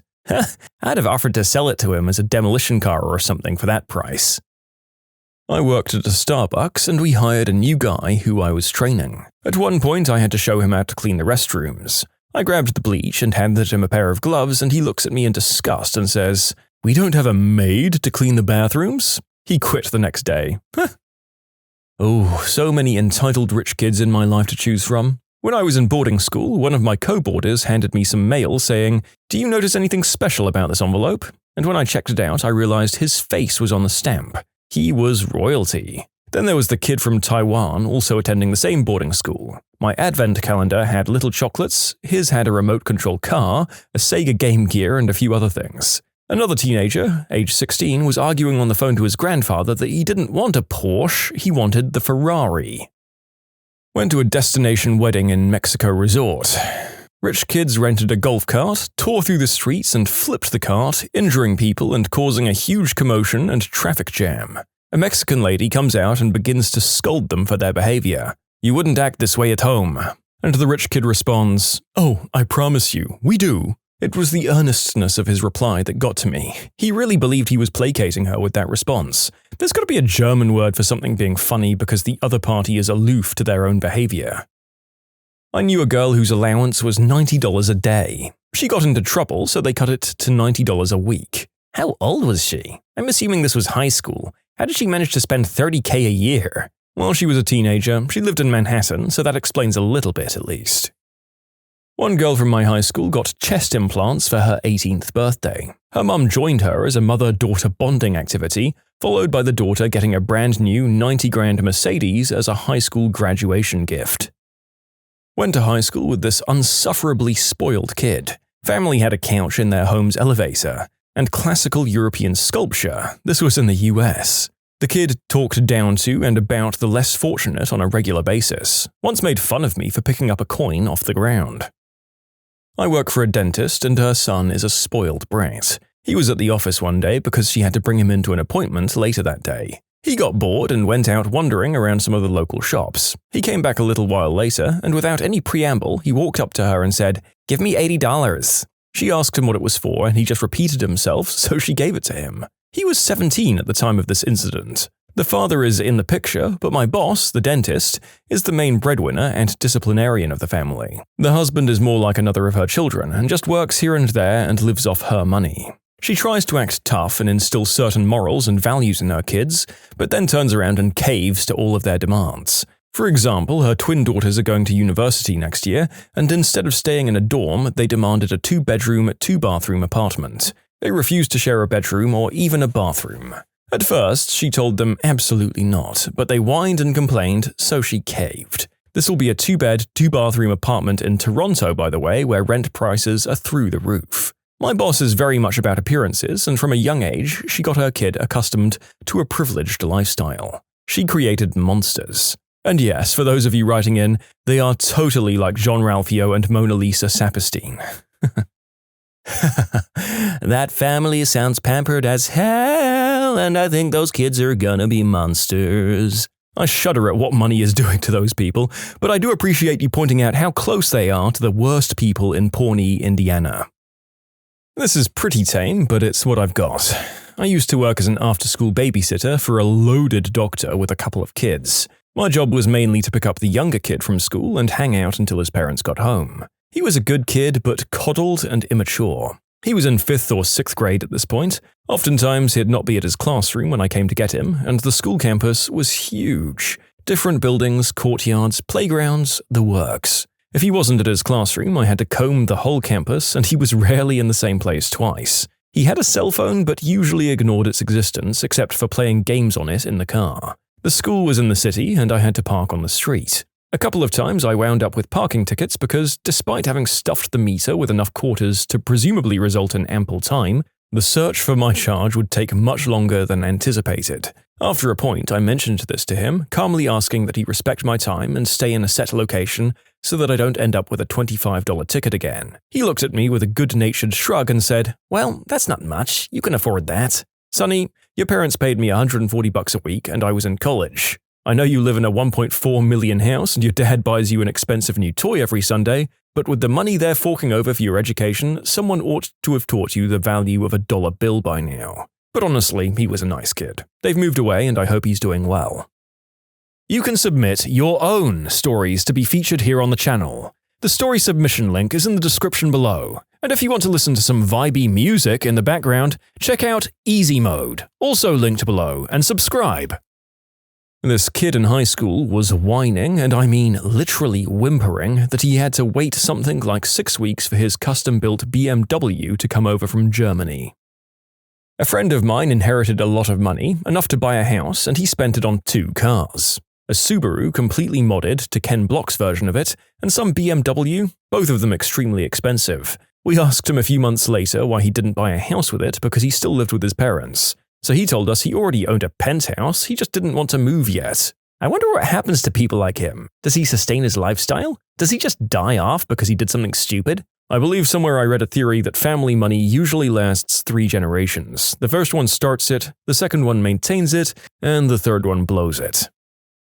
Oh, I could absolutely survive on my own. My parents just pay for my food and house, but I pay for everything else. If I got a job, I could pay for my food and house too. They said at 18 in the middle of a discussion between 2 middle-class peers who were talking about saving money because they had to pay for their own college and living expenses. About 5 minutes prior to this conversation, both peers had ordered the cheap dinner options and declined a shopping trip later that night, while Rich Girl was talking non-stop about buying the best and most expensive souvenirs for her friends. They once tried working a regular person retail job and quit within a couple of weeks as it just wasn't right and I didn't like it. Read, it gave them actual responsibilities for the first time. They moved cross-country for an 8-month education course where her parents paid food, rent, and school. They also gave her a debit card which replenishes up to $500 when it hits 50. She still posts Snapchats with the captions of "that broke person life" over pictures of her getting Starbucks every day and insists that she could survive on her own. Constantly suggests the most expensive options for meals, activities and stuff, and then tacks on things like, "Oh, we can just split the bill. I know you're saving, but it's just," and then the amount is at least $50. "You'll be fine, right?" Then she gets upset when people can't afford to spend time with her, or when someone dares to suggest that she help cover costs. That is surreal. It's like her affluence hasn't taught her how to live among the lesser fortunate and make her seem super cheap. I've only known one rich kid syndrome, but he too was super cheap and manipulative when it came to money. Some of the most generous people I know are the most poor. They know what it means to share, because if it wasn't for the kindness of others, sharing with them, they could have died. Friends got a theater with an arcade built over their family's 12-car garage. The parents didn't want the 5-year-old sister to be jealous, so they hired an architect to design and build her a functioning playhouse with a bathroom, AC, and a bedroom. That was just the tip of the iceberg with this family, though. I'll try to round out the image, and for what it's worth, no, neither I nor my family are rich. We just lived really close to the family, and my dad and mother became close friends with them. They were, on the whole, really nice and innocent people drunk on the spoils of wealth. I can say I genuinely love the family. Firstly, these are not normal rich people, these are ultra-rich. Probably richer now than they were then. For example, George Bush Jr. visited the family house to hold a fundraiser for his second campaign. The father built a mini racetrack for his Lotus Esprit at his lake house. Also, a mega yacht with a garage for what most of us would consider a large boat on it. Surprise, he never really used the boat more than once or twice. It was an impulse purchase. The house, more aptly called a castle, was filled with game from African safaris taken in the 70s and 80s. The wife bought a popular fast food franchise unavailable in our area because she didn't like having to drive 30 minutes to get what she wanted. Once when I was swimming in the waterfall pool with the son, my mum called and reminded them I need to be home for some sports evening or something, and we hopped in their Bentley, dripping wet. It was the first time my feet ever touched a fur floor in a car, soaking wet at that. At the Millennium, the father was into tattoos and regularly spent tens of thousands to fly the best tattoo artists in the world in from Japan and LA to work on his Yakuza-style sash tattoo. I could go on and on. But the number one thing that I think might qualify one in the family for rich kid syndrome is that the father who inherited his family business from his father sold the business overseas in the late 80s. The company was the only reason that town had to exist. Ever since, the community has been recognized as the most depressed in the state, and the school's unequivocally the worst.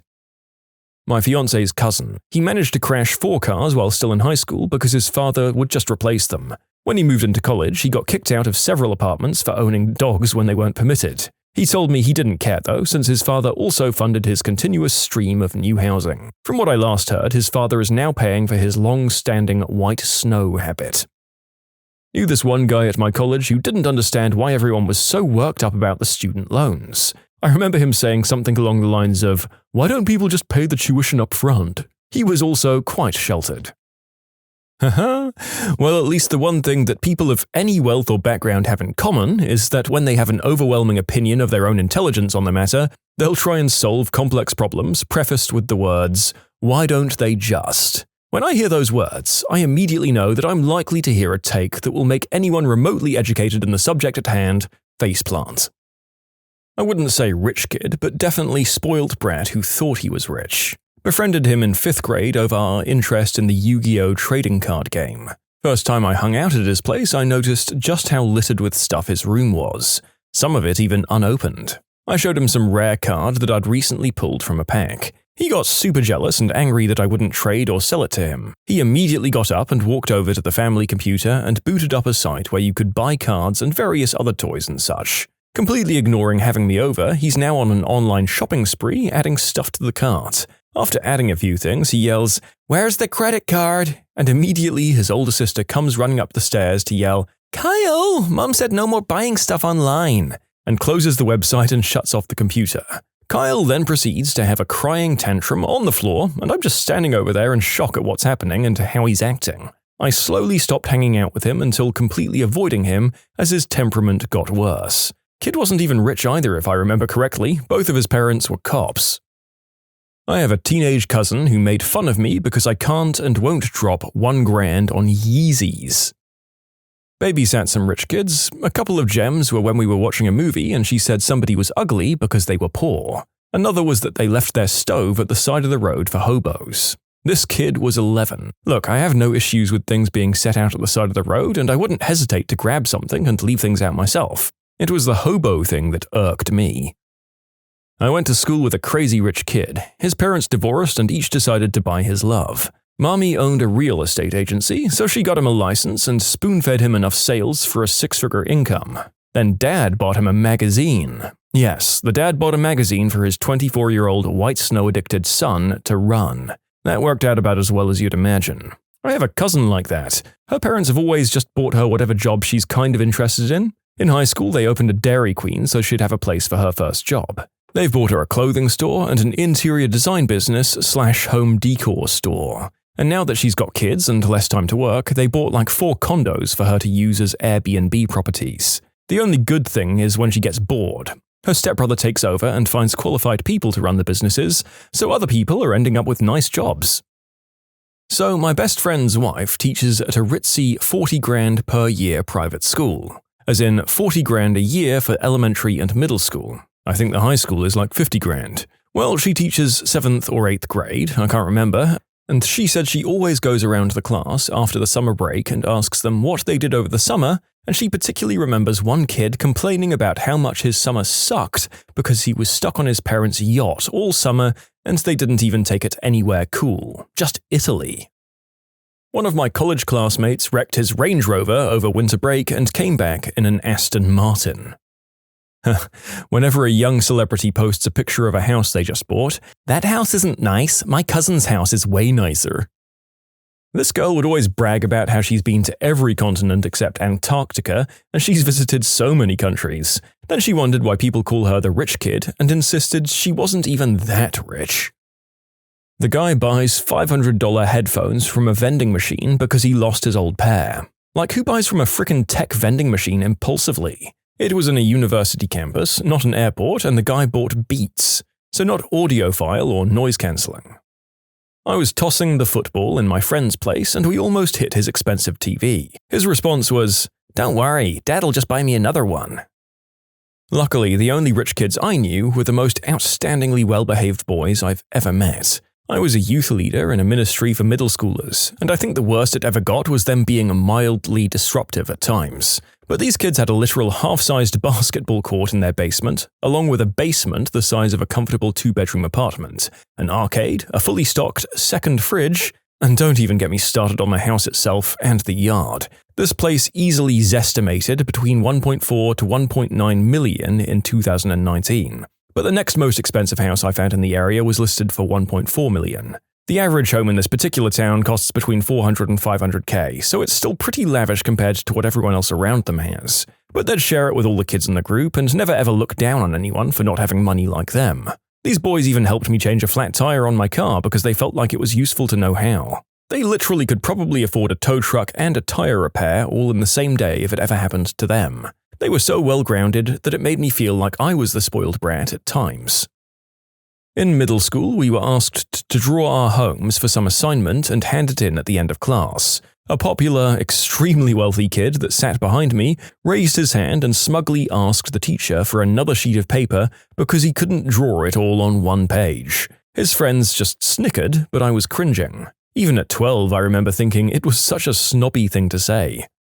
How does the work on those home renovation shows hold up after the show is done? Plumbing and remodeling company I work for did plumbing for an HGTV show about 10 years ago. We did the hookups for the new laundry room. The homeowners picked some fancy Moroccan tile for the floors at some upscale New York City boutique, and the host of the show decided it would look better without grout, which went about as well as you'd expect. Filming wrapped up, and we were called back out a few weeks later to replace the fancy tiles that immediately chipped and became dangerous with some boring tile. Had to sign NDAs and stuff like that. So, my sister's master bedroom got a makeover on a Surprise Your Spouse show. The designer was going for an Arabian Nights romantic vibe, but it ended up pretty weird looking with all the closets hidden behind yards of draped fabric. They took it all down and repainted the room a neutral color within months. They also took the ceiling fan out and replaced it with a giant tree branch wired up with twinkling lights. Not too long afterwards, half the lights went out and it was too hot in the room without the fan, so they put that back as well. On the bright side, it didn't cost them anything, and it was a fun experience, and they got a couple of new furniture pieces out of it, but in the end, they didn't keep any of it the same. I know it's not a house, but a local place was on bar rescue a few years back. Overhauled the entire interior. I haven't seen the episode of the actual show, but the bar has softball fields at it. I went up and played softball during one of their test runs. They renamed the place Boulder Lodge. About 9 months later, they went back to the old name, but kept most of the interior designs and the food and menu. It's still running and largely seems better than it was before the rescue. My family was on a home renovation show when I was a kid. It was in the late 90s or early 2000s. I think it was Changing Rooms or possibly another show by the same cast and producers. It was one of those shows where they do 3 rooms in the house, and mine was one of the rooms they decorated. It looked so pretty. They decorated it to look like a huge fairy woodland with huge tree murals on the walls and a night sky of stars hanging from the ceiling, but it held up really badly.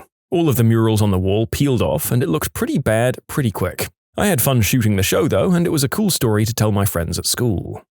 Yeah, I remember thinking as a kid how magical some of these transformations of kids' rooms looked, and wondering why my parents wouldn't help me redecorate like that. Of course, as an adult with some trade work behind me, I look at it happening and I wonder why these industry professionals are putting in all of these super temporary fixings and just seeming to expect it to stand the test of time.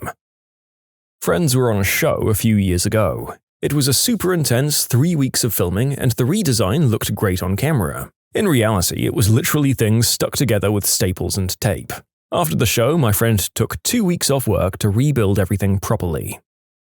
My grandpa has an awesome wood workbench made for the Woodwrights Shop, a PBS show. I think it'll probably be around for my cousin's grandkids with how solid it is. You remember the show Extreme Makeover, a show where they build or hugely remake a home for a needy person or owner? They did one here in my town, I won't say which town for privacy, and my brother, a builder, was approached to help build a home in the dead of winter. My brother couldn't help, but our friends, the neighbors to the home, volunteered, and the home was completed in 1 week. In heavy rain and cold, they built it, and now the home has any number of problems too. The owner went back on Extreme Makeover to fix everything and was told, "You got this for free, fix it yourself." I just passed that home last week, and judging by how pretty it is, I'm sure their taxes went through the roof. I also read that Extreme Makeover also writes into the deal that families can't sell for a few years and that some homes get caught up in divorce settlements. I helped source a person for such a show after they were the victim of a rogue trader that took tens of thousands of pounds from them, leaving them with nothing left and not doing the work. I felt pretty good about myself that I was able to talk the person through what would happen, sit them down and chat over the pros and cons, and find a pathway through so that they could have a habitable home and a normal family life again, especially as the family had had it rough even before the rogue trader. The renovations looked great, and there's no way the family would have been able to have gone ahead without the help and funding from the TV show. The funny thing is, I got a call from the person about 6 months later, and they said that the TV company had been in touch and sent out another builder who redid much of the work and made it even nicer, because they since found out the guy they originally used was a cowboy builder. What I'll always remember, though, is the transformation in the person. The first time I met them, they were crying, shaking uncontrollably, afraid of the rogue trader, and utterly desperate, with seemingly no way out. Over the course of my dealings with them, they changed to such an extent it was like a different person. They were bubbly, positive, and resilient. They were able to laugh off the issue where they had to have a second builder out, and while they were in talks with the TV people, it actually even led to a freelance job offer for them as well. They'd been at rock bottom, and this was the catalyst that turned it around, and it was totally unexpected for them. I believe it was genuinely life-changing. This was at least 10 years back now, but I'll never forget it. I hope that family's still doing well. I work for one of the construction companies that was contracted to build the new house on Extreme Makeover Home Edition. This was like 10 plus years ago when the show was at the height of its popularity. Anyways, it was a huge, nice house built for a widowed mother with several kids. The father had recently died, hence why she was on the show. Even though the house was given to her, she couldn't afford it after a year or so because of property tax, electricity, water, and upkeep, and she put it on the market. Simply owning a home of that size is very expensive, and she couldn't afford it. The obvious follow-up question here, and I get it all the time, is what are the legalities of selling that house, especially that quickly? Does she get to keep the money for the sale? And my answer is, I have no idea. Another popular question, did your company have to donate anything to be on the show? Yes, but I have no idea what was donated. I've heard some rumors that labor was donated, and the show paid for the materials, but I have no real confirmation on this. I volunteered on a site that was renovated by the show School Pride, which lasted 1 season. The show went into a rundown public school and renovated some of their spaces. Noble work, but the condition of the schools was shameful. They should never have gotten that way in the first place. For the project I helped with, they bought in a bunch of IKEA furniture for a student lounge. Look, it looked nice, and I'm sure it helped their budget go farther, but I wasn't sure if the stuff they chose would hold up real well to a bunch of high school students using it. I've not been back to know how the school has fared since the renovation. I'd be thrilled to hear that it went well, but any of the students that would have been there when it was new would have graduated by now. These reminds me of the episode, I think it was DIY SOS, where they redid this woman's bedroom and kept referring to it as a boudoir. They did it up like you've seen in the film Moulin Rouge, maybe. Like that kind of setup. This woman absolutely frickin' hated it. Probably one of the few times I've seen someone not just smile and nod at the monstrosity in front of them. I also heard Pimp My Ride was a frickin' scam, basically. All of those LCD TVs and the really expensive stuff they put on those cars, they took them right back out again. Yeah, Pimp My Ride is plagued with issues like that. To name a few, they doctored the stories like putting candy wrappers in fat people's cars and tried to convince a guy to leave his girlfriend to sell the show more. Incredibly long wait times, the show would be within a week, but the actual time was months. Old stock. Stuff like wheels and such were just leftovers they had lying around. The removal of stuff, like you said, I recall the candy floss machine being removed too, as well as game consoles, for safety purposes. Visuals only, there were no actual repairs to the running of vehicles. And the reactions were staged. Many contestants have stated they were told to act more surprised on reveal, and the whole losing your mind when the host is there at your door thing is bullcrap as well. I used to love that show growing up, but even as a teen with barely any car knowledge, I generally found myself asking, why didn't they do anything to make the car run better? At least I was under the impression that the people could use or sell all the TVs and things, but apparently that wasn't even on the table. What a rip-off. Kind of in a similar vein, there was that show Gordon Ramsay does where he renovates hotels on Hotel Hell. One of the early episodes he was in Las Cruces, and I have relatives in nearby El Paso that keep me filled in since I'm a big Ramsay fan. It didn't go over well for the owner following the episode. Anyways, in the episode, the lady is running a unique stay hotel into the ground with mediocre food, nothing at all like local cuisine, and bad singing like Cher that she does in the dining area. I'm not going to fault her for singing badly, but she should have realized this was driving away customers and taken Ramsay's advice. Ramsay stayed for a week, and this was a big deal in Las Cruces, because celebrities usually aren't out in West Texas or New Mexico. His show also paid as compensation for filming a major renovation with new furniture and stuff. After filming, Ramsay and the company went off on their way, and I've also got to mention this lady is disliked already in the city of Las Cruces. As for what happened afterwards, well, a lot of things. The bar down the road did a watch party of the episode when it went live and pulled all of the works with an outdoor projector and a whole big event out of it. Rather than heed his advice, the lady decided to sell off the furniture and stuff that Ramsay provided and go back to the old ways, which meant people stopped coming. She was especially disliked even more after it was found out she did that. She eventually had to sell off the hotel entirely and skipped town. El Paso News interviewed the new manager, who says they've made a lot of changes since that episode, but they're still haunted by it. As for the head chef and cook that Ramsay was talking to about food trucks in the episode, I think that guy eventually either started a taco truck of his own, or he's working for one and is doing well last I heard. At least somebody got a happy ending in all of that. You can submit your own stories to be featured here on the channel. The story submission link is in the description below. And if you want to listen to some vibey music in the background, check out easymode, also linked below, and subscribe. A family member of mine was on a DIY show called Turf Wars. They basically come in and remodel yours and a neighbor's backyard and then have a vote to see who wins the remodel. The show itself was pretty clear-cut. They'd come in and give a bunch of orders, take some candid shots of the work being done, and then just hang around letting the owner and contracting crew do the work. The hosts were pretty friendly, but just kind of gave orders. The voting, though, was kind of a joke. They had people from the neighborhood come in and check out the backyards at different times, and one of the yards was inspected in perfect conditions to let the decor shine, while the other was just quickly given a walkthrough. Both of the yards honestly looked great, but the winning house, the neighbor, not being a family member, had been in the neighborhood for quite a few years while my family had recently moved in, so they weren't well known. The problem was the neighbor had a really large centerpiece to their backyard remodel that was a little impractical for the small backyard they had, and there was hardly any covered seating areas. So if the weather wasn't great, and it's not that great, it wasn't a comfortable area to sit around and get baked by the sun or rained on. Less than a year later, the centerpiece was removed and the pond cemented over as it was too much upkeep, and their backyard fell back to just a cement block, while my family still had the whole backyard set up there as it was much more practical. They kept it until they moved out about 3 to 4 years later. I'm not sure if it's still around, but I'd be surprised if it was removed at all. I also stayed in a room that was made over on Hotel Hell. It was poorly done. The paint lines were terrible, and some of it was on the ceiling. The decorations they used seemed just like really cheap stuff from TJ Maxx, not really hotel-quality stuff. They didn't touch the out-of-date bathroom, but they didn't put that part on the show either. The hotel also didn't keep the fancy linens in that room, because I'm sure that it was a pain to wash and keep track of one special set of linens. Basically, it looked great on camera, but in person it didn't look professionally done. I used to watch Trading Spaces back in the day, and I recall people actually crying when they walked in and saw how bad the renovation was. There was one designer who literally glued straw to the walls.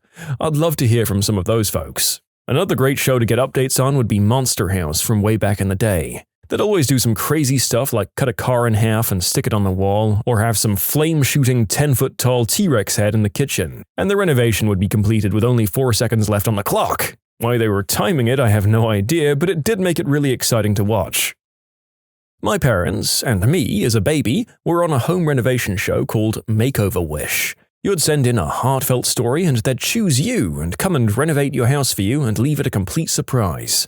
About 6 or 7 years before I was born, I'm 15 now, one of my mother's kidneys were failing. She was in the hospital constantly and got extremely sick and lost vision in both of her eyes. My dad, being the hero he is, decided to donate one of his kidneys. Although it's not too rare for people to donate kidneys nowadays, back then this was a huge deal and there's been several newspaper articles and news broadcasts about their story. My parents ended up winning the Makeover Wish renovation for our house. The episode is actually on YouTube. Search Makeover Wish The Donor. I have a cameo in it. Apart from the master bedroom, everything is pretty much the same and we've lived here ever since, and I hope we will for years to come. Extreme Makeover came to my town in like 2013 to 14 and did a demolition and new build of a house for my family friends. Luckily, they had the means to keep the house because property taxes went way up. It's still a really nice house and a few people I know have gotten married there. The house has held up super well. Yeah, I guess maybe if you can turn your new unsustainable mansion into a venue or something to try and make a dent in the government's new source of tax revenue, you could make it work. It's a bit shocking that these shows come in and essentially saddle people with massive debt. It always bugs me in these shows where the go-to manufactured drama is, well, we opened up the wall and there's faulty wiring or water damage or termite damage or asbestos and we didn't budget for that, so now you don't get a new master bedroom. And the homeowner responds in some, I can't believe they're trying to sabotage our home fashion. Like, nobody who renovates homes for a living gets to their second renovation, let alone enough to get your own show, without learning to budget for unexpected structural or MEP issues. My countertop company was hired to fix cabinets and countertops for a house after a Property Brothers episode. Like I've seen others comment, the show filmed around all of the problem areas, so on the episode it looked great. The homeowners were livid after the show just picked up and left and we were stuck dealing with them. Not a fun few weeks. My friend was on Love It or List It. She said that they did great quality work at a fraction of what it would have normally cost. The homeowners in this show have to pay for the renovations. She did say that her family were told to be all dramatic and have little arguments about the renovations to add spice for the show though. My brother and his roommates were on House Hunters about 4 years ago and loved it. They were the two guys in Waco, Texas that sounded like straight-up country bumpkins, although my brother has since lost that accent. His friend was actually the one buying the house and my brother was just renting from him, but the producers insisted he be a major part of the show and pretend to have big opinions on the house he wasn't even buying to make it interesting. After a lot of back and forth, he finally honed in, wanting a craftsman-style home, again, still not even the purchaser, and I think the show went on about how he needed this 500 times. Still don't think he even knows what that means. They both got paid a couple of $100 but had to take a week or so off work. Ended up feeling so uncomfortable that they just drank all day and had fun with it. They also recently had their episode on the show where the comedians roast them, which was pretty fun to watch.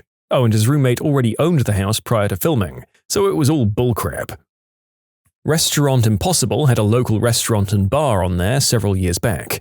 Originally, it was all dark wood with stained glass windows in the bar and big comfy chairs. They came in and painted everything white. The chairs are now cheap with no cushions. They took all of the charm out of the place to make it look like all the cookie-cutter new places.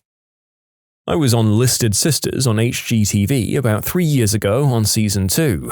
It's been great. The quality of the work held up and it's still pretty stylish. I moved, so I Airbnb the house now, and the HGTV aspect seems to sell it well. Nothing bad to say at all. HGTV chipped in for some repairs as well since my ceiling fell in during the renovation. I'm a professional shadow boxer and my wife is an actual mannequin. Our budget is $3 million.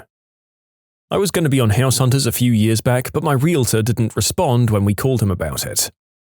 I knew a guy who was part of one of those shows back when we were in middle school together. His family was extremely white trash and substance addict types, but they got all cleaned up for the show. Within the first year after the makeover, the house was a pit again.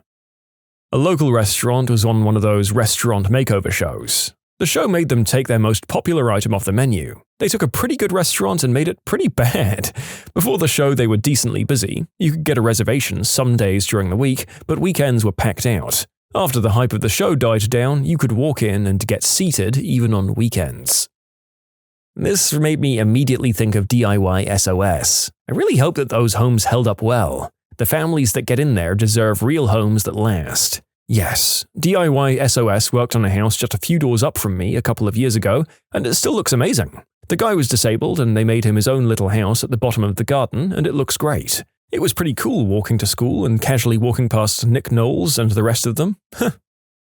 I work for a high-end home builder. I've signed NDAs, so I can't say who we've built for, but let's just say we've built for the owners of Smunda Sharmore and the owner of Schmamazon. And even with the type of work we do, where everything is top-notch materials and craftsmanship, we still have to go back year after year to fix things. Houses settle, paints crack, homeowners drop things on the tile floors, and these are houses that take us 3 years at least to build from the ground up or renovate. I can't stand those shows who remodel in like 2 weeks. There's just no way to do that without issues down the line. I was building a very energy-efficient house, and Renovation Nation did an episode about it. They made us out to be heroes for building green in what was then a, quote, terrible neighborhood, while the camera panned over to my neighbor's house across the street. He hated me for about 10 years after that. Honestly, there's not much to look at when you build that way, so I think the show was probably pretty boring. We did add solar panels recently, and now the house produces as much energy as it uses. Can you imagine being the neighbor and watching that show to see if your house is visible? And then the narrator says, in stark contrast to the degenerates across the street, and cuts to you on your balcony? It would be a real, hey, what the moment. Oh please, you guys complaining about bad fixes. I live in Brazil. When they did this to a house here in my city, not 2 days later the house was entirely robbed. That's what you get broadcasting on national TV about all of the expensive electronics you've put in a house in a dangerous neighborhood. The show was whatever Luciano Huck's show was called back then. My brother's house was on one of these shows. The light fixtures and such that were in the house were hideous, and they renovated it to their liking, but yeah, it wasn't in their taste. My sister had her bathroom remodeled for a show. They took 2 back-to-back ancient 1970s-styled bathrooms and made one giant bathroom with a walk-in, no door shower, and a bathtub that fills from a faucet in the ceiling, and marble sinks. They paid for all the materials while the show paid for the design and labor. Still, the show said, you have to buy those 2 sinks. They're $1,500 each. Yes, buy them. She did further renovations later, but rents that house out now because they bought a new place. I think the bathroom certainly brought a wow factor from the renters. If it were me, having 2 back-to-back bathrooms with updated fixtures and paint would be worth a lot more than one giant bathroom with separate walk-in shower, huge 50-gallon tub and a single toilet, and those 2 marble sinks. Because practically speaking, only one person can use that at a time, and it feels like you're pooping in a living room or something. It's so big. In any case, I think the renovation certainly added appeal and value to the house for sure. What's the funniest way you've seen a lawyer or defendant blow a court case?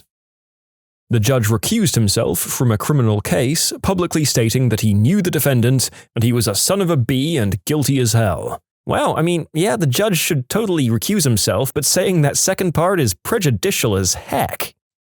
My brother was on a jury back in the days of MySpace. A woman had been hit by a big rig during foggy weather. She was suing for back injury. The last day of the trial, they ask her if she has a MySpace account and brought up her site for the jury to see. I think all profiles were open back then. There's a picture of her dancing on the hood of a car, and right next to it is a text exchange of her saying that she shouldn't go out too much because her lawyer says she has to look injured. Needless to say, she lost that case. I once attended oral arguments for US Court of Appeals for the Second Circuit. It's pretty much the big time. I watched a lawyer argue that his client received what's known as ineffective assistance of counsel at the trial from which she was appealing. The attorney, however, was not doing a very good job during oral arguments. So, at one point, one of the judges on the panel leans forward and asks him, "Counselor, are you currently providing ineffective assistance of counsel?" Imagine getting that kind of burn from a judge in the Second Circuit appeals. Do you just turn in your law degree and become a homesteader? I represent school districts. One of my clients has a farm that's used to teach agricultural sciences to the students. The manager of the farm decides to brutally euthanize a ton of chickens in full view of a group of elementary school students. Sometimes farms have to euthanize chickens. That wasn't the problem. The problem was that he was whacking the chickens over the head with a hammer, and he had to whack each chicken like 5 or 6 times before they died because apparently he's some kind of psychopath. Those poor chooks were just not dying. That didn't deter him. If one refused to die, he'd just toss the chicken on the ground and try again with another one. But the birds were all getting horrifically damaged, so they were flapping in circles on the ground or walking with terrible, stuttering limps or screaming. One of the kids recorded it, and my God, it's awful to watch. So I recommended the school district fire him immediately because holy heck. And he sued for gender discrimination. Well, that was an upsetting story to read. Poor bloody chooks. And the fact that it seems so spontaneous and ineffective really reads him as wanting to demonstrate power or scare the onlookers. Thank God he was even stupider at arguing his case than he was at his agricultural practices. A funny historical one here. Marshal Ney was on trial for treason after Napoleon got overthrown for the second time. His lawyer desperately tries to save the marshal's life with an unusual take on things. Due to a border change, Marshal Ney's hometown was, at the time of the trial, in Prussia. Therefore, argued the lawyer, Marshal Ney was not technically French and accordingly could not be guilty of treason. Marshal Ney disagreed and shouted out to the court, "I am French, and I will remain French." He was subsequently found guilty and sentenced to death. This also has a double whammy with badass last words. He asked for and was given permission to lead his own firing squad. His last words to them were, "Soldiers, when I give the command to fire, fire straight at my heart. Wait for the order. It will be my last to you. I protest against my condemnation. I have fought 100 battles for France, and not one against her. Soldiers, fire!" Talk about a way to die.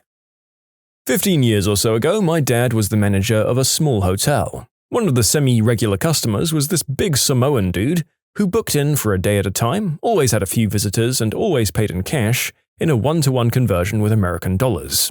Highly unusual in Australia. Dad always said he was a great customer, very friendly with the staff, never gave anyone any problems, and always had a bit of a chat when he checked in. One day, a couple of detectives rocked up and asked to speak to my dad. They showed him a photo of the aforementioned customer and asked if he was currently staying in the hotel. Dad confirmed that he was, and in a matter of minutes, a small contingent of cops arrived, stormed the room, and escorted the guy away in handcuffs. Turns out the guy was a pretty major dealer and was wanted in a couple of states. Cut to the court date quite some time later, my dad was in the witness stand, and for whatever reason, the defense is trying to make out like my dad didn't know the defendant and had never seen him before. Obviously, my dad insisted that he did in fact know the defendant, but that line persisted from the defense. As my dad left the witness box, he walked past the defendant and said, "G'day, Barry," to which Barry enthusiastically replied, "Oh, hi, Jason, how are you?" While I'm sure this wasn't the only thing that counted against him in the case, it certainly can't have helped. He ended up getting quite a few years in jail. My father is an attorney, and he always had a story for us when we'd ask him this question. Some guy was allegedly smashing a wall with a sledgehammer with others in order to break into a private property. The cops rolled up and he was the only one who got caught. Fast forward a few months and this guy's in court. Apparently a cop says something about how the defendant was the only one caught, but there were 2 other men who fled on foot and couldn't be apprehended. My father's client's face lights up in a "aha" moment, and he immediately tells the judge, "That's not true, there were 4 of us." I guess he thought if he could disprove something that was said, he'd be let go. Safe to say, he was found guilty of vandalism. My father says the judge just kind of sighed and told my father it would be a good idea to keep his client quiet.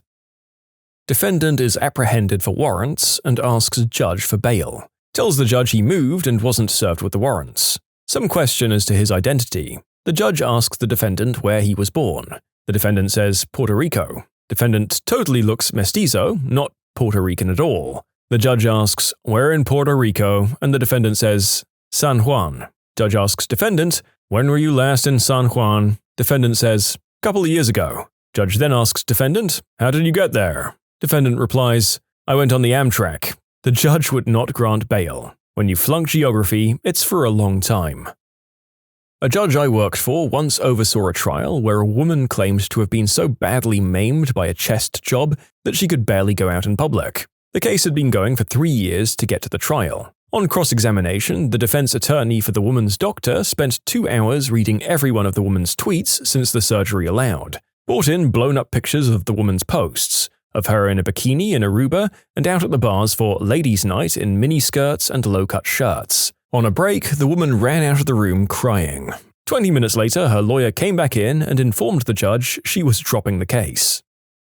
Lawyer was verbally running through the evidence against the guy he was defending, trying to claim that there wasn't enough to even call a trial. All of it totally fine, except he said, "I believe a more seasoned judge wouldn't have let this trial move forward," not knowing that the judge he was speaking to gave the okay to move the trial to this court. He was immediately given a hard motion denied.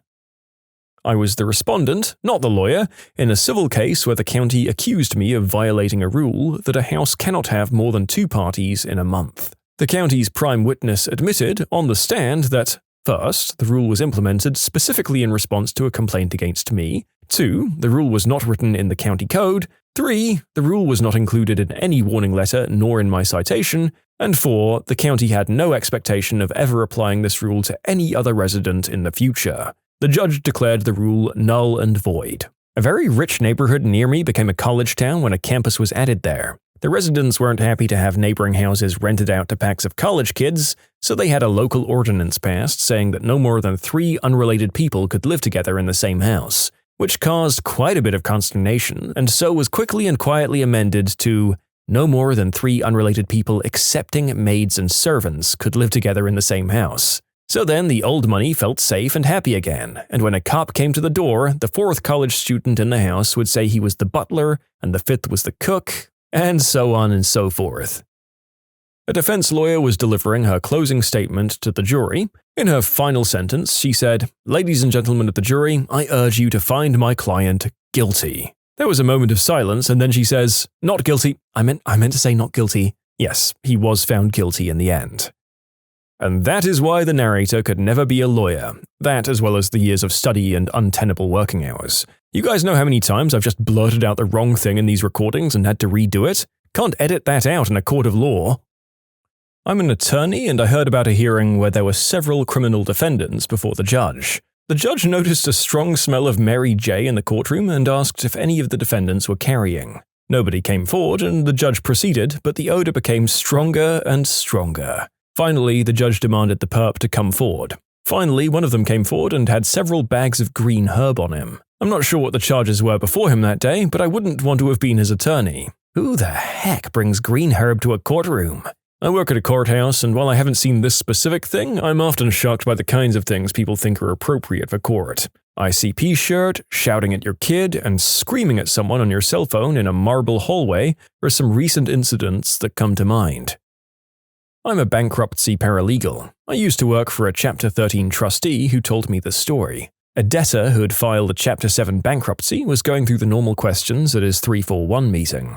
This meeting is a hearing without a judge, where the trustee asks debtors simple questions regarding their situation and the paperwork they've filed. Creditors may also question the debtor, but other than the IRS, none ever show up. And when I was there, the IRS representative always fell asleep, and I'd have to wake her when one of the cases she was there for was called. For the most part, it takes no more than 5 minutes per case. The hearing basically exists for the debtor to affirm under oath that to the best of their knowledge, their paperwork is complete and accurate, and for the trustee to address any issues he has with the case before the case is confirmed and allowed to take its natural course. With few exceptions, an attorney has done all of their paperwork for them and is with them, representing them at this hearing.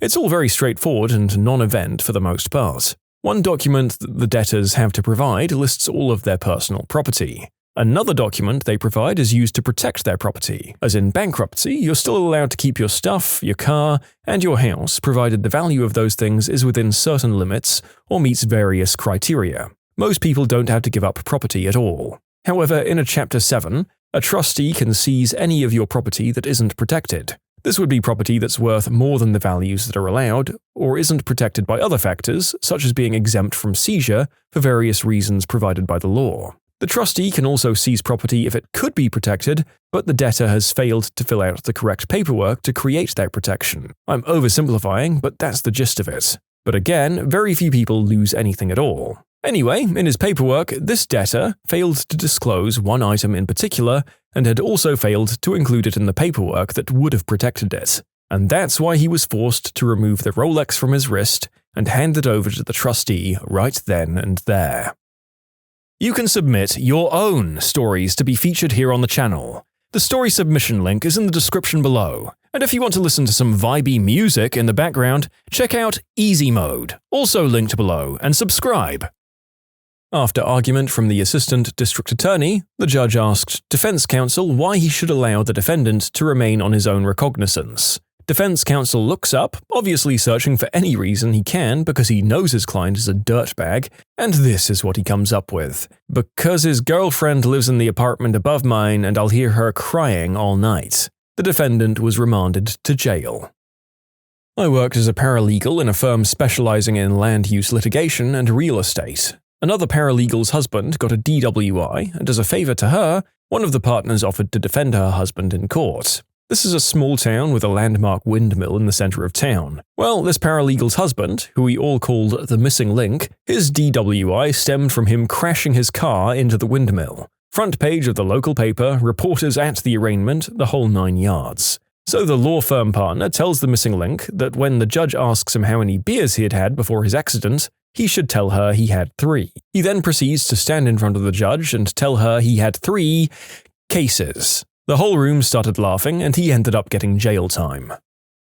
Not an exact fit for the answer, but I once worked at a company where we found out that a lawyer was trying to arrange a class action suit against us before it got off the ground. We found out because this lawyer attempted to email her client but accidentally emailed us instead, with all the details of the class action. I observed a case where the plaintiff attorney played Michael Jackson's Man in the Mirror as his closing argument to evoke an emotional response in the jury. He lost. I was an expert engineer witness at a deposition defending a contractor who happened to be an engineer himself. Plaintiff claimed he was liable as an engineer as well as the contractor. The defendant's stance was that he was the contractor, but that doesn't mean he was the engineer for the project just because he was one. After 6 hours of headache-inducing questioning, plaintiff's lawyer pulls out a letter from and certified by the contractor that simply stated, "I am the engineer for the project." He sits back and basically has that look of, "Let's see what you got now, motherfricker."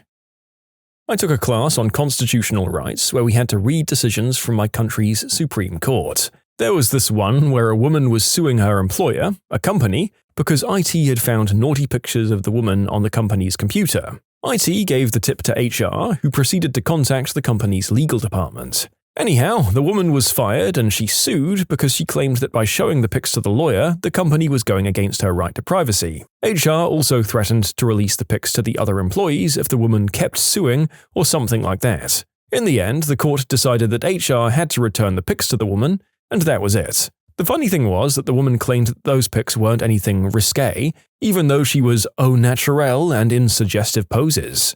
She claimed that she had arrived tired from work, passed out on her bed, and her little daughter had taken those pictures. That one guy who brandished his weapon at the witness during a deposition. A prominent female attorney didn't like the judge's ruling in a family law case. She asked him if he was from another planet. The judge said, "I beg your pardon?" She approached the bench without permission and very rudely repeated her question. The judge told her to apologize. She refused. The judge had her thrown in the lockup for contempt of court. You never F with the judge and never approach the bench or enter the well without permission. The bailiff will tackle you. Sovereign citizens always make for a good time. There was the guy getting a divorce from his wife of 25 years. His entire argument for why he shouldn't pay alimony to his wife, who stayed home taking care of their 8 kids, 3 of whom were still at home, is that since his wife would no longer do her marital duties, it wasn't a marriage. She wouldn't sleep with him because he was against trying to prevent more kids happening at all. Then he referenced the Bible on top of it. The judge's face was priceless. Okay, so I don't know if the guy is separately mentioning sovereign citizens before going into the second story, or if the guy in question was also one of those nutjobs. Because the idea of someone who believes that courts of law have no power over them, trying to litigate against his wife is not that big a leap judging from what I've read about some of the other sov-cits. I was still in law school working for a solo practitioner part-time. We had this divorce where the guy got caught cheating and his wife cleaned out the bank account, which was the only marital asset, to pay for her attorney's fees. There was absolutely no reason for her to pay that much money for an attorney, and due to that, the attorney on the other side was inflaming her client to fight on every little issue to earn that retainer. Now, our guy was also stupid. He didn't pay the court-ordered temporary child support order, and due to that, he had to pay some of her attorney's fees. But after all that's dealt with, we have a date to hear arguments on anything not agreed to. Our biggest point is, he'll pay the support order, but she owes him half the bank account amount. We get in front of the judge, and she tried to argue that she used the money to pay for a new place and moving fees. Bullcrap. We had the financial statement where the wife stated she paid pretty much the whole amount as a retainer. The judge turns around, looks at the attorney in the face, and tells her that her signature is on the financial statement, meaning that either she lied on the statement or she's lying right now. The judge tells her to think very carefully about her next statement, and that in her opinion, the wife needed to pay half the money back. The other attorney went quiet, asks for a recess, and completely changes her resolution position. We basically had her on the rocks because she knew if we wanted to, this could amount to a bar complaint, as she made a false statement to the tribunal. We got him back all of his money and he got to claim his child for the next 5 years on his taxes. Honestly, felt bad for the wife. She had no frickin' clue how badly her attorney was screwing her over. This, among other things, is why I refuse to practice family law. My professor was a lawyer, having worked on both sides of the law, and he says the funniest crap in court is when someone attempts to represent himself. He said they never know what they're doing and they usually blow it for themselves. Plus, counsel is a free right, people. In a courtroom where all they do is restraining orders. Everyone gets there at one time in the morning and sits in the chairs, and the judge calls the cases one by one. Guy purposefully sits next to the girl getting a restraining order against him and starts trying to hold her hand and stuff. She yells and asks for help, and bro had to wait outside. When it was his turn, the judge was so mad he almost sent him to jail. Not me. I'm not a legal professional, but my brother's EMT instructor used to live in Chicago. This one's a twofer. The instructor himself had his license suspended for numerous traffic charges, including evading police, but forgot about his arraignment date until about an hour prior. So the guy hops on a motorcycle and drives himself to court. Remember this for later. The guy in the court right before him is a Hispanic guy. The judge reads off everything he's charged with, and the conversation goes like this. Mr. Gonzalez, how do you plead? No hablo inglés. Mr. Gonzalez, do you understand a word that I'm saying? No hablo inglés. Mr. Gonzalez, am I to understand that this whole time no one has bothered to get a translator for you? No hablo inglés. Well, I guess if you can't understand what you're charged with, we'll have to drop all the charges. Gracias, señor. Starts walking out. Get back in here. After him, the instructor goes up, the judge reads his charges, and then asks him how he got to court that day. The instructor goes, "Oh, my brother gave me a ride. Is that right?" "Yes, Your Honor." The judge looked at the bailiff. "Do you have that footage from parking deck 3? He then proceeds to play the CCTV footage of him showing up on the exact same bike that he was using for everything when he ran from the cops. His license remained suspended, and the judge told him he couldn't go anywhere near the bike during that time. There was even a cop standing next to it when he left court. I was being questioned as a prospective juror in a personal injury case. 8 people had already been seated, and the plaintiff's attorney asked me the same question he'd asked everyone else and gotten, "Yes, of course," as an answer. Do you feel that a person has a right to be compensated for his injuries? My answer, probably louder and slower than it needed to be, was, not if he got hurt because he was doing something stupid. I'd poisoned the entire jury pool, including those already seated. They settled out of court in 10 minutes for an amount much smaller than they were asking for. So this wasn't the defendant, but a plaintiff. I was on a jury for a civil trial. There were 2 co-plaintiffs suing one defendant. The first co-plaintiff was being represented by his father, who was an older guy and didn't seem to have too much experience in court. For the first week of the trial, seemingly every other question was being objected to, usually because his questions weren't questions, or he was trying to elicit testimony that was hearsay. He basically teed everyone off and presented a terrible case. The second co-plaintiff then gets on the stand, and it was clear that he was there very reluctantly. It gets to the defendant lawyer's cross-examination, and the co-plaintiff bursts out that the only reason why he's here is because of a fiduciary duty to the other plaintiff. Then he gets asked if he feels the defendant owes him any money, and he just says, "No." It was 6 weeks of this stupid trial. It wasn't every day, and there was no trial during the week for Thanksgiving, but it was excruciating, and we, the jury, ended up awarding no money to anyone. What a colossal waste of time.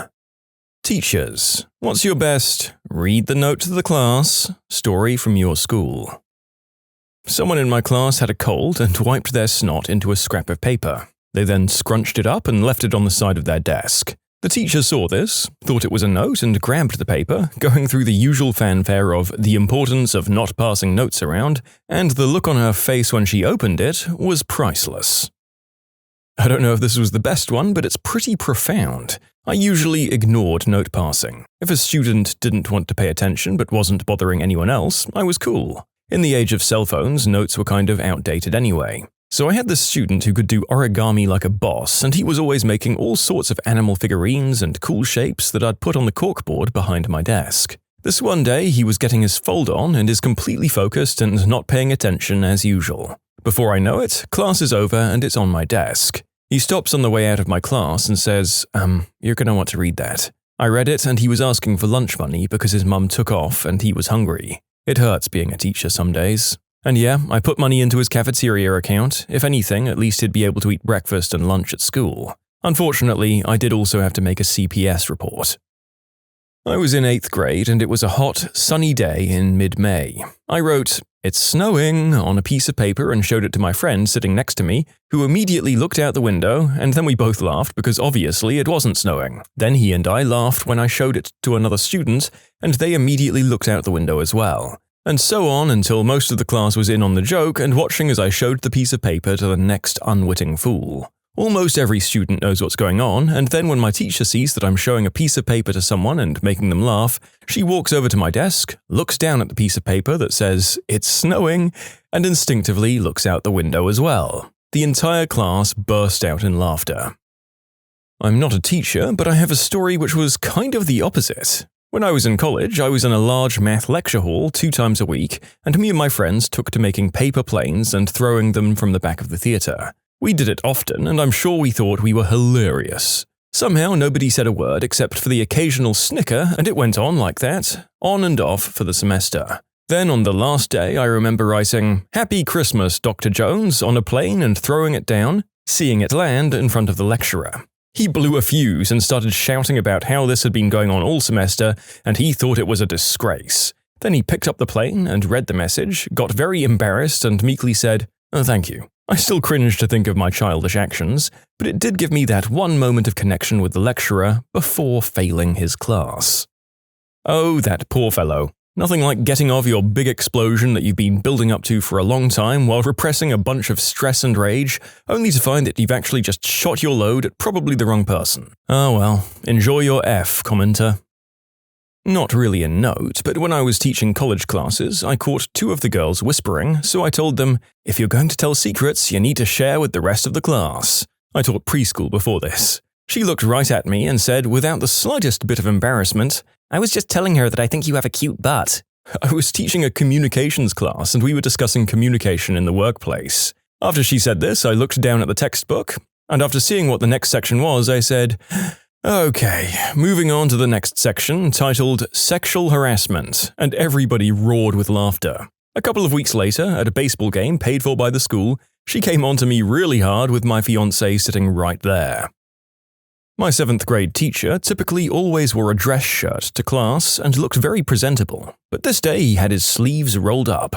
Now, everybody loved this teacher, but my immediate thought was to write a note to my friend sitting beside me that his arms were super hairy, and that note was passed back and forth with us cracking jokes about it. Nothing malicious or overly mean, just that we didn't think he'd have such hairy arms. We eventually got caught, and between classes he took us aside and warned us not to pass notes, and since this was the first time it happened, he'd toss it out without reading it and let us go. Well, a couple of months went by and he decides to wear short sleeves again, and his arms were noticeably less hairy. I know 12-year-olds don't have the greatest moral compass, but to this day I still feel so bad that my dumb little note might have made him feel so self-conscious about something so unimportant. I'm sorry, Mr. Fifield, wherever you are now.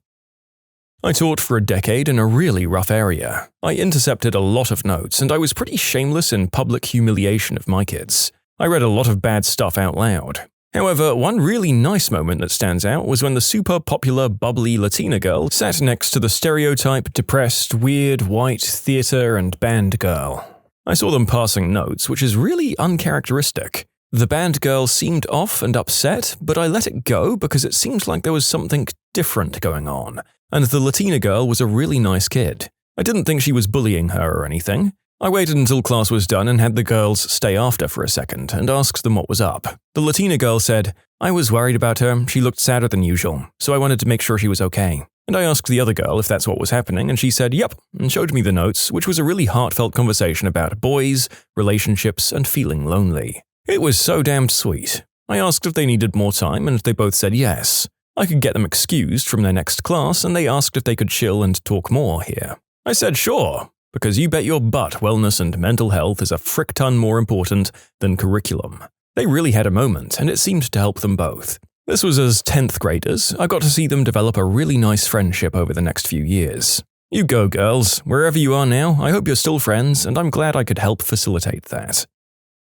In health class, we were talking about the male organ and how they fill up with blood. My cousin took a piece of paper and wrote, "Your wee-wee is filled with blood," and threw it at some popular kid. The teacher picked it up and you could see him die inside because of the immaturity of 8th graders and how he has to teach them for a career. In 3rd grade, 1996, my class was performing a play.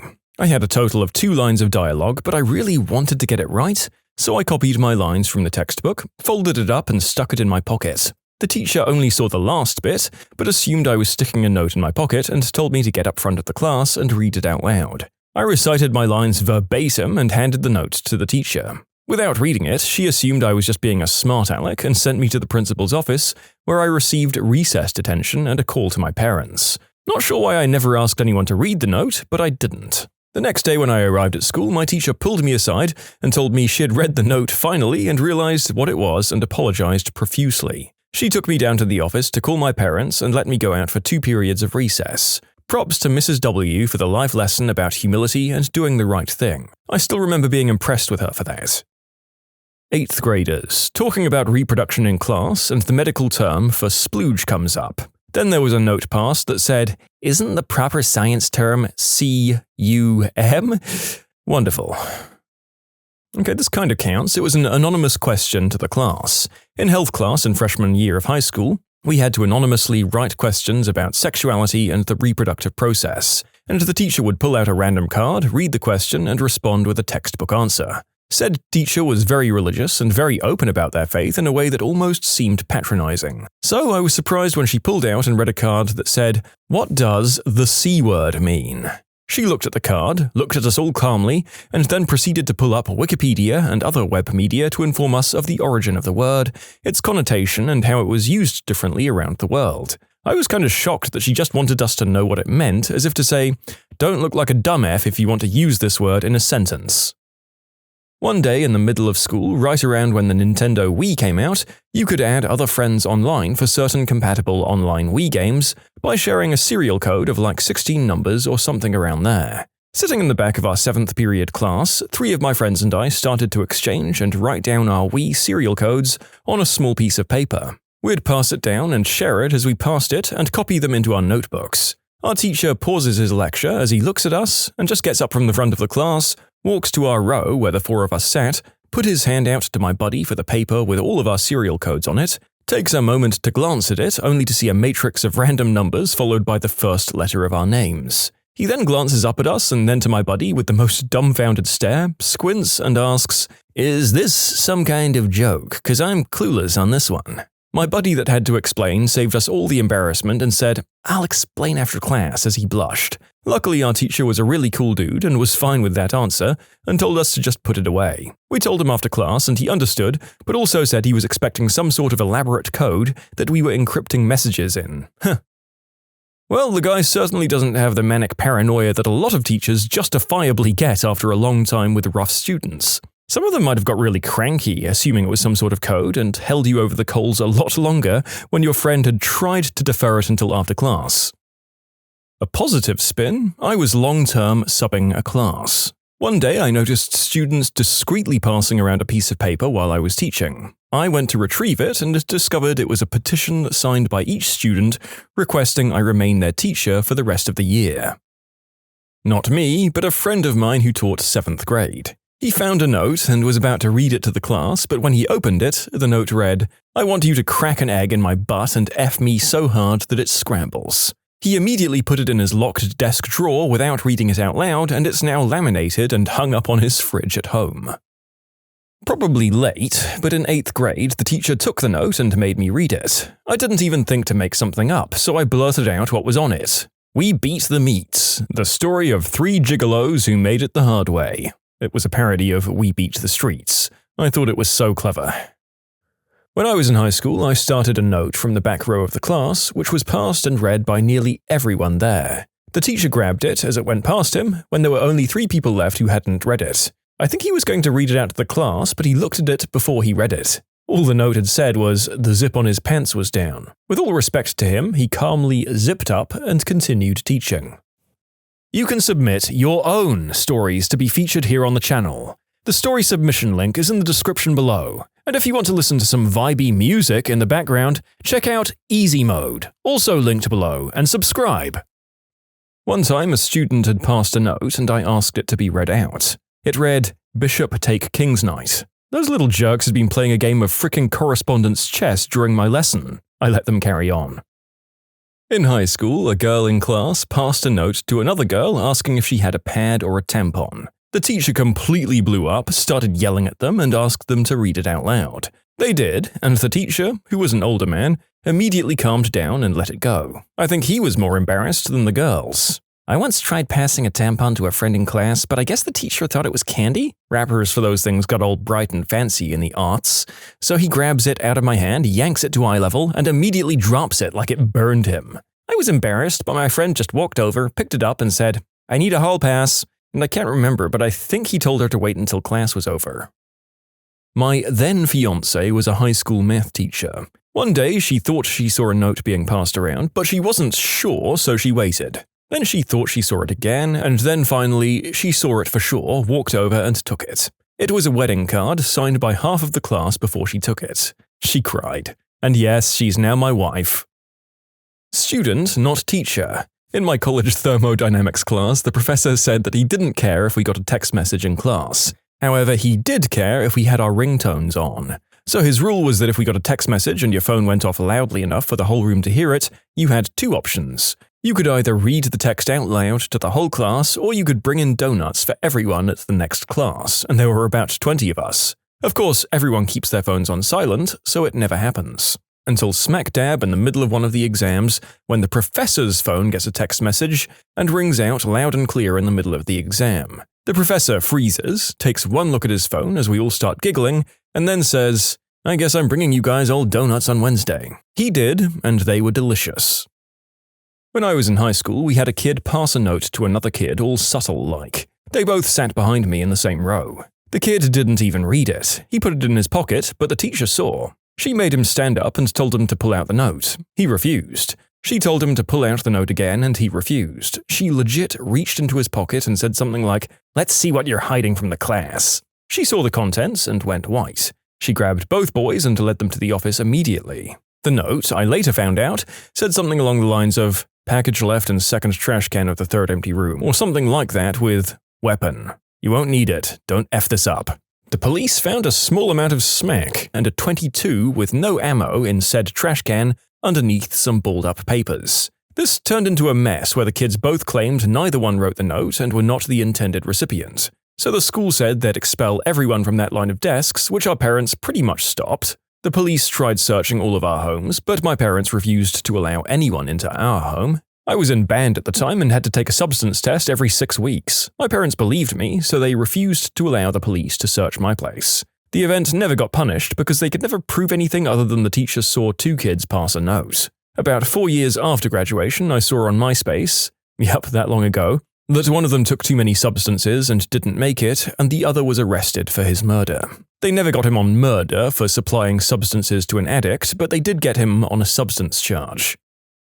You know those sub-teachers who pass around the attendance form instead of doing it themselves? I had one that did that, then saw the girl behind me pass it to me and assumed it was a note. "Read it out to the class." Oh, okay. Aaron Aardvark, Betty Boop, and went down the list. They didn't believe me at first, then came and took it, saying, okay, I'll read it out then.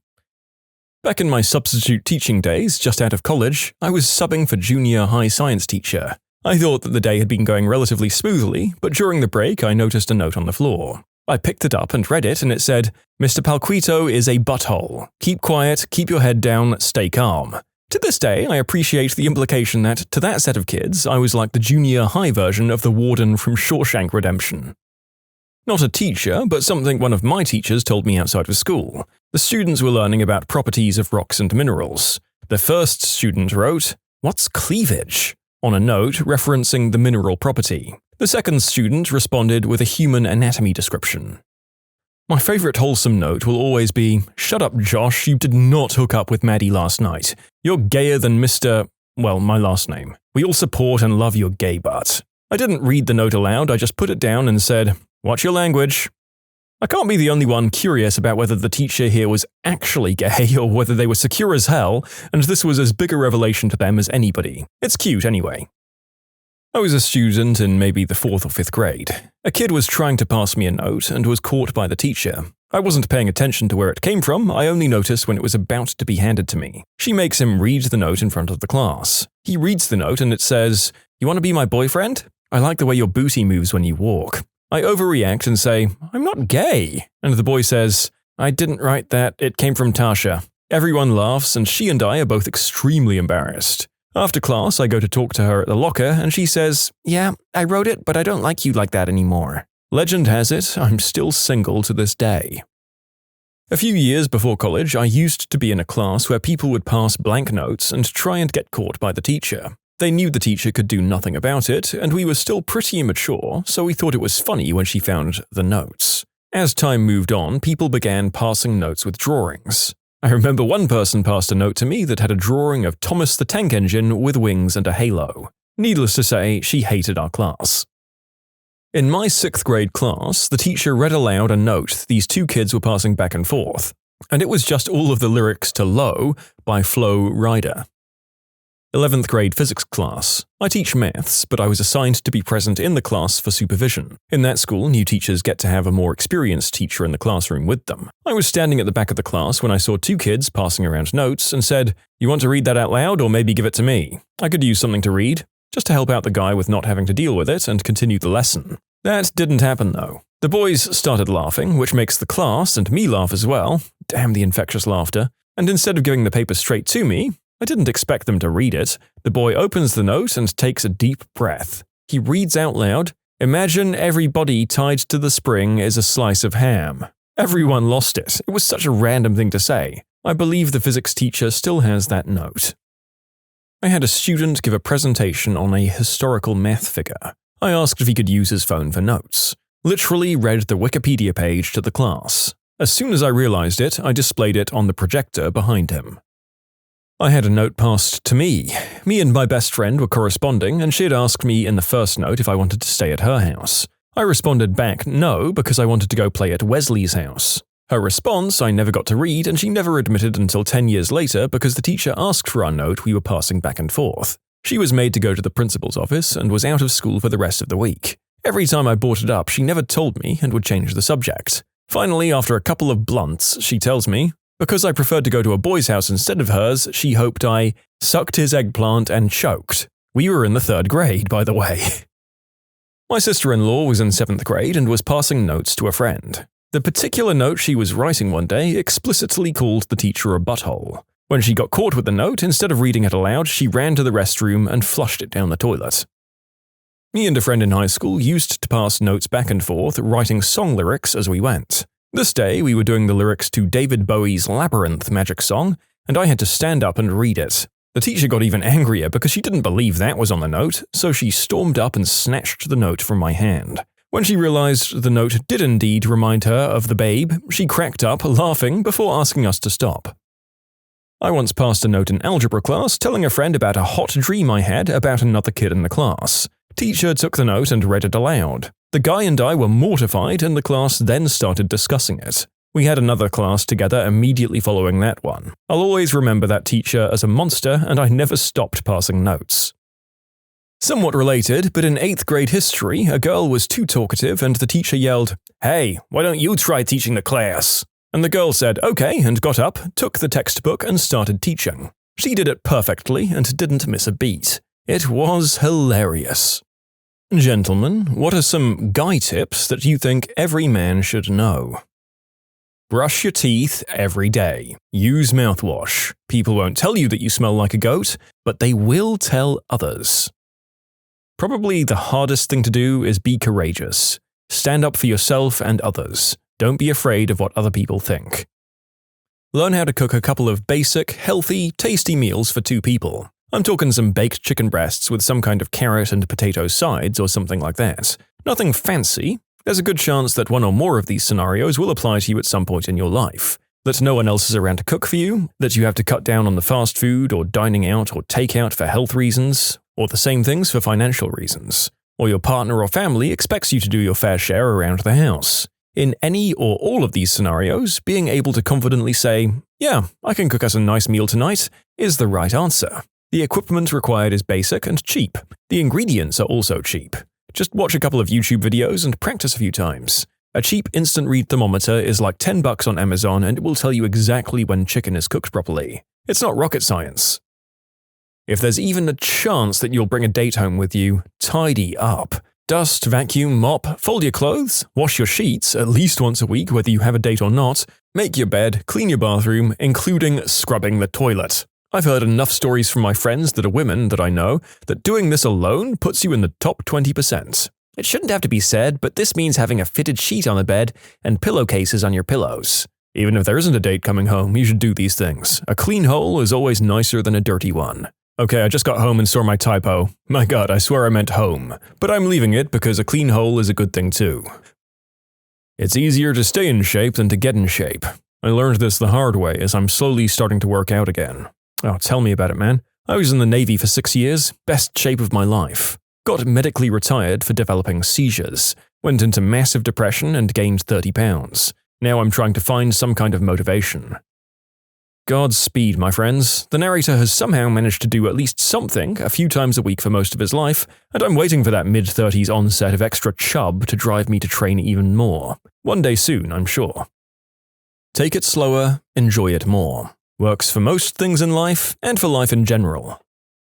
Know your junk, and keep an eye out for changes, and keep it all clean. And apparently, a lot of guys object to having a doctor inspect their naughty bits during a checkup. It's the frickin' doctor, they're just looking for cancer and stuff, let them work. I don't know, it still seemed weird that they were doing that behind a Wendy's.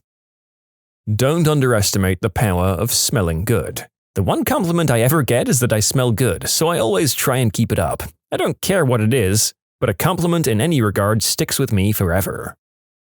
Spray the cologne directly onto your skin before putting on your shirt. Less is more. You want people to smell you when they hug you, not when you enter a room.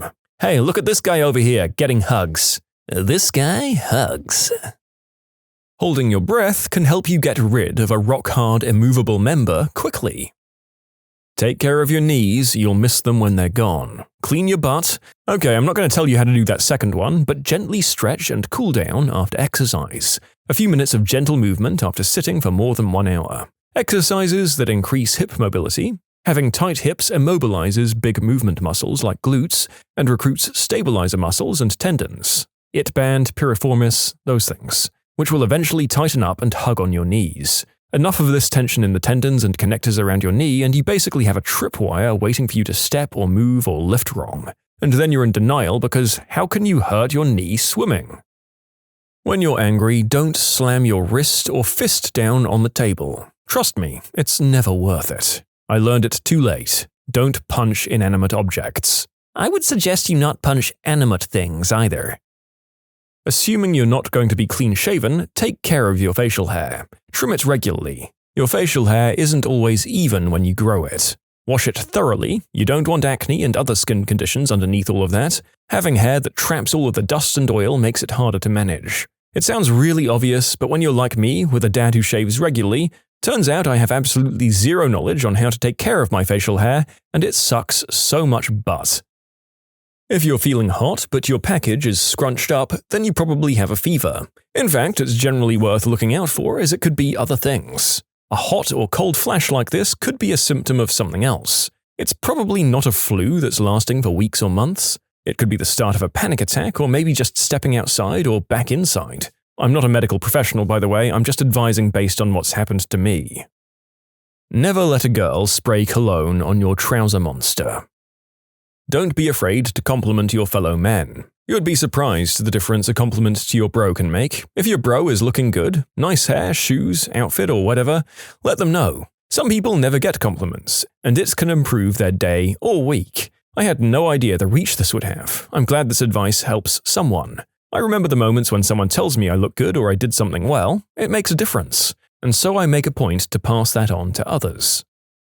If a girl says she's busy and doesn't offer a different day, then you're struck out, bro. Move on, accept it with grace. When it comes to dating, one of the best skills to have is conversational skills. Learn how to carry a conversation and learn how to listen. You'll be successful. I've been giving my 16-year-old son tips on how to talk to women. I'm teaching him to ask open-ended questions. What movies do you like? What books? What music? Ask what they like the most about them while keeping them in mind. With that information, go watch the movie or read the book. Next time you chat, you can thank them for introducing you to new forms of entertainment, and you can understand why she likes them so much. And now you guys are talking. When she says you don't need to pull out, pull out. I'd like to add, my doctor said I can't get pregnant. I've heard that line so many times only to check up years later and they have kids now. While the wild or caveman look can work for some guys, that is not an excuse to disregard personal grooming or hygiene. You still need to be clean, to brush or trim your beard, to wear clothes that fit, or to put on deodorant. Rugged is a good look, homeless is not. Work out. No, you don't have to aim for six-pack abs. It's just generally healthy and gives you endorphins, aka happy hormones. Men don't usually speak up when they're depressed, and working out can help with this. Alright lads, as much as we may wish, deodorant is not a replacement for a shower. You should learn to become just friends with women. I'd be lost without my female friends, and I feel like such a more well-rounded person because of them. Another way of thinking of this is allow yourself to see women as more than just potential partners. I found wonderful, caring, lifelong friends in the ladies, and I wouldn't trade them for the world. As previously stated, you'll likely find yourself to be a more well-rounded person afterwards. Yes to both of these gentlemen's points. It's a really good symptom of a non-creep that they have long-established friends of the opposite gender. You'll notice how at ease they are talking to most people once they see everyone as a potential friend rather than a conquest. If you like fizzy cocktails, just order them. Nobody cares. Get yourself a safety razor. The blades are way more affordable, the shave is cleaner, and those things serve you like 60 years. No need for quintuple blade mumbo-jumbo. Know the worth of a person, including yourself. If you're willing to walk over glass for someone who can't return a text, you're belittling yourself. If you can't be bothered to acknowledge someone who's turned their world upside down for you, well, you're just being a butthole. It goes both ways, people. And to clarify, you don't owe your time to anyone, and they don't owe it to you. Don't obsess yourself over someone who'll only use you and then toss you aside as needed, and don't do the same to those who are obsessed with you. Even if it's on you and you have to tastefully reject someone, still acknowledge them and don't string them along to keep them as a backup or something to use and discard. Saying, I appreciate everything you've done for me, but the kind of relationship you're wanting is not what I'm looking for with you, is a hard conversation to have sometimes, but it saves a lot on hurt feelings and it will help you grow as a person.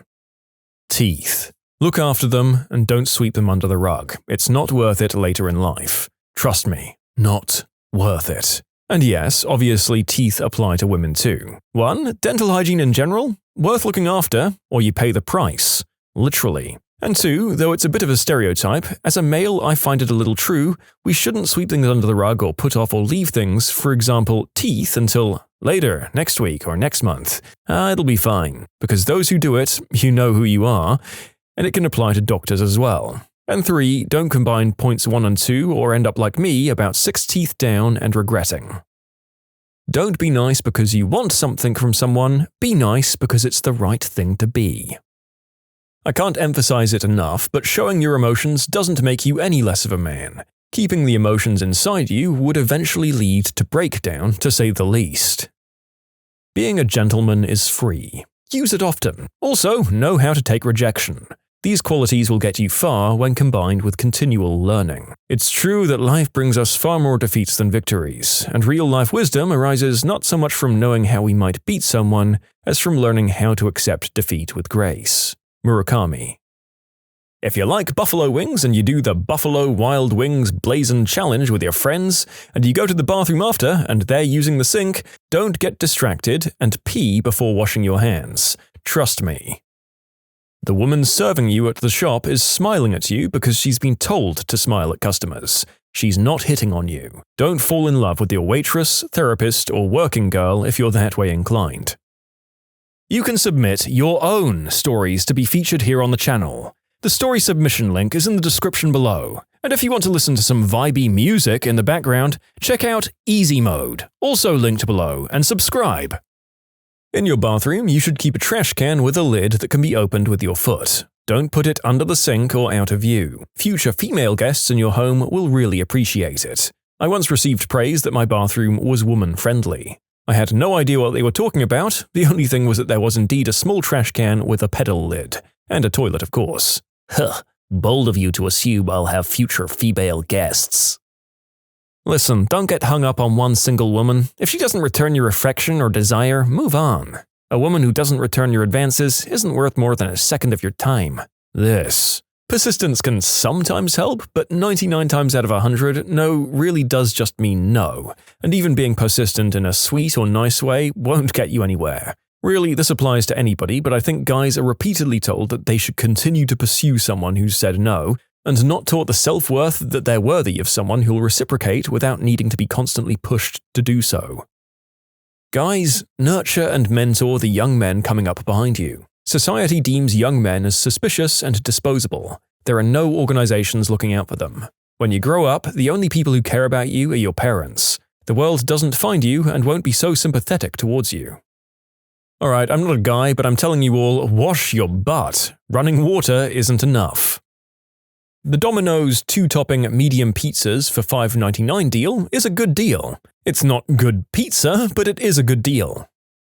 I don't know if someone has already said this or not, but guys, try to be safe. Men who are the victims of the unspeakable act are never taken seriously. I'm a tall, dark-skinned guy, but I've had unwanted advances made on me twice, and both of those times people didn't take me seriously when I tried to tell them about what had happened to me. A lot of people made jokes about my masculinity as if being feminine is a justification of what happened to me. Honestly, mostly just relax and mind your own business. Play with her until she makes very happy noises, and then you go inside her and get yours. It will prolong her waves of fun.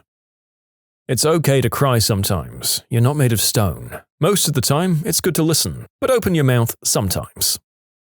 If you don't feel comfortable expressing emotions or liking certain feminine things, that's fine. Just please don't make other guys feel like they can't like the color pink, or express or share their feelings and stuff. For the record, the narrator thought he'd have at least had some comments that were less wholesome than what we've had so far. Well done, guys. I'm proud of us. I feel like this comment section would have been a very different thing 20 years ago. When you lose your cool, you've already lost.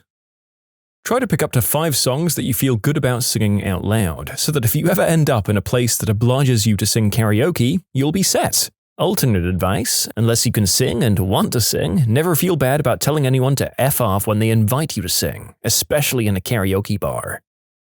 Adult films are not realistic. Don't treat women like that in real life, ever. People are going to make fun of you, maybe because of the way you dress, or the way you look, or the video games you like. Forget about them. They're not worth your time. If a girl takes hours to text you back or only responds with a few words, she's not interested. It's never too late to start working out and eating healthy. I get that you're probably not happy with your height. Maybe you wish you were a few inches taller. Maybe even a few shorter. I'm sorry, but there's really nothing you can do about it. But the upside, height isn't that big of a deal. Nobody outside of Tinder cares. We've all got something we're insecure about. Part of life is learning how to live with it. Life's too short to spend time wishing you could change things that nobody can change. Making friends only gets harder as you get older. Start now. Step 1. Buy a bidet kit. Step 2. Install the bidet kit. 3. Enjoy the refreshing butt shower anytime you want. Being a man isn't about being angry and smashing your fists through the drywall. That's being a teenage boy. Being a man isn't about being crude or making lewd jokes that make women uncomfortable. That's being a teenage boy. Being a man isn't about being hyper-competitive and getting in an eggplant measuring contest with all your friends about who's best. That's being a teenage boy. Being a man is about learning to control all of those urges. Letting them control you is being a child. The opposite of being a man is not being a woman. They're just two different ways of being an adult. The opposite of being a man is being a child.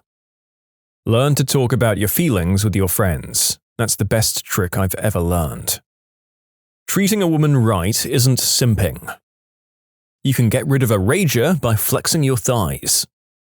Learn to do girly things with your baby daughter. Brush her hair. Play with the toys she wants you to play with. If your 3-year-old daughter wants to play tea with her dollies, you man up, drink your tea, and raise your pinky. If she wants to play dress up, you dress those teddy bears. Who's looking at you? Nobody, except your daughter. She's all that matters.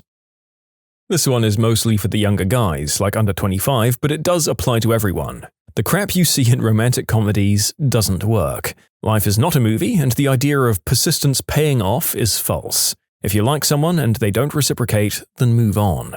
Don't write them a poem or song, don't show up to their work, don't send them flowers, and don't wait it out thinking you'll end up being with them just because you're, quote, a nice guy. All of that works in movies, but in real life, it just makes you a sociopath. When texting a girl or guy you want to get to know and hang out with, don't hit them up a 4th time if they keep cancelling on you. If she cancels once, it's okay, she's busy. If she cancels twice, okay, it could be a coincidence. If she cancels on you a 3rd time, it's a pattern. Move on. Don't hit her up again and look desperate. Take pride in your appearance. Iron your shirts, keep your hair trimmed, invest in quality skincare, drink the appropriate amount of water, and go for a walk every once in a while. Sit down to pee when you're at home. Less clean up and nobody wants to hear you peeing loudly. Plus you might end up sneaking a toozy in there that you never knew you needed. If she shoots you down, say, "No problem, good talking to you," and then leave her the F alone. Vulnerability and showing your emotions doesn't mean being a baby about it or complaining. There's a time and a place and a skill to doing this. Don't verbally confess your feelings too early on. Show your intentions with actions instead.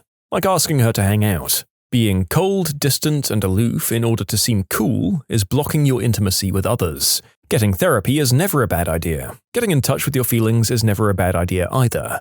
Women don't actually care about things like member size or having a ripped body. They might like it, but it's not going to be something you get rejected over unless you make it a point to feel inferior about it. It's we men ourselves who perpetuate these gender stereotypes.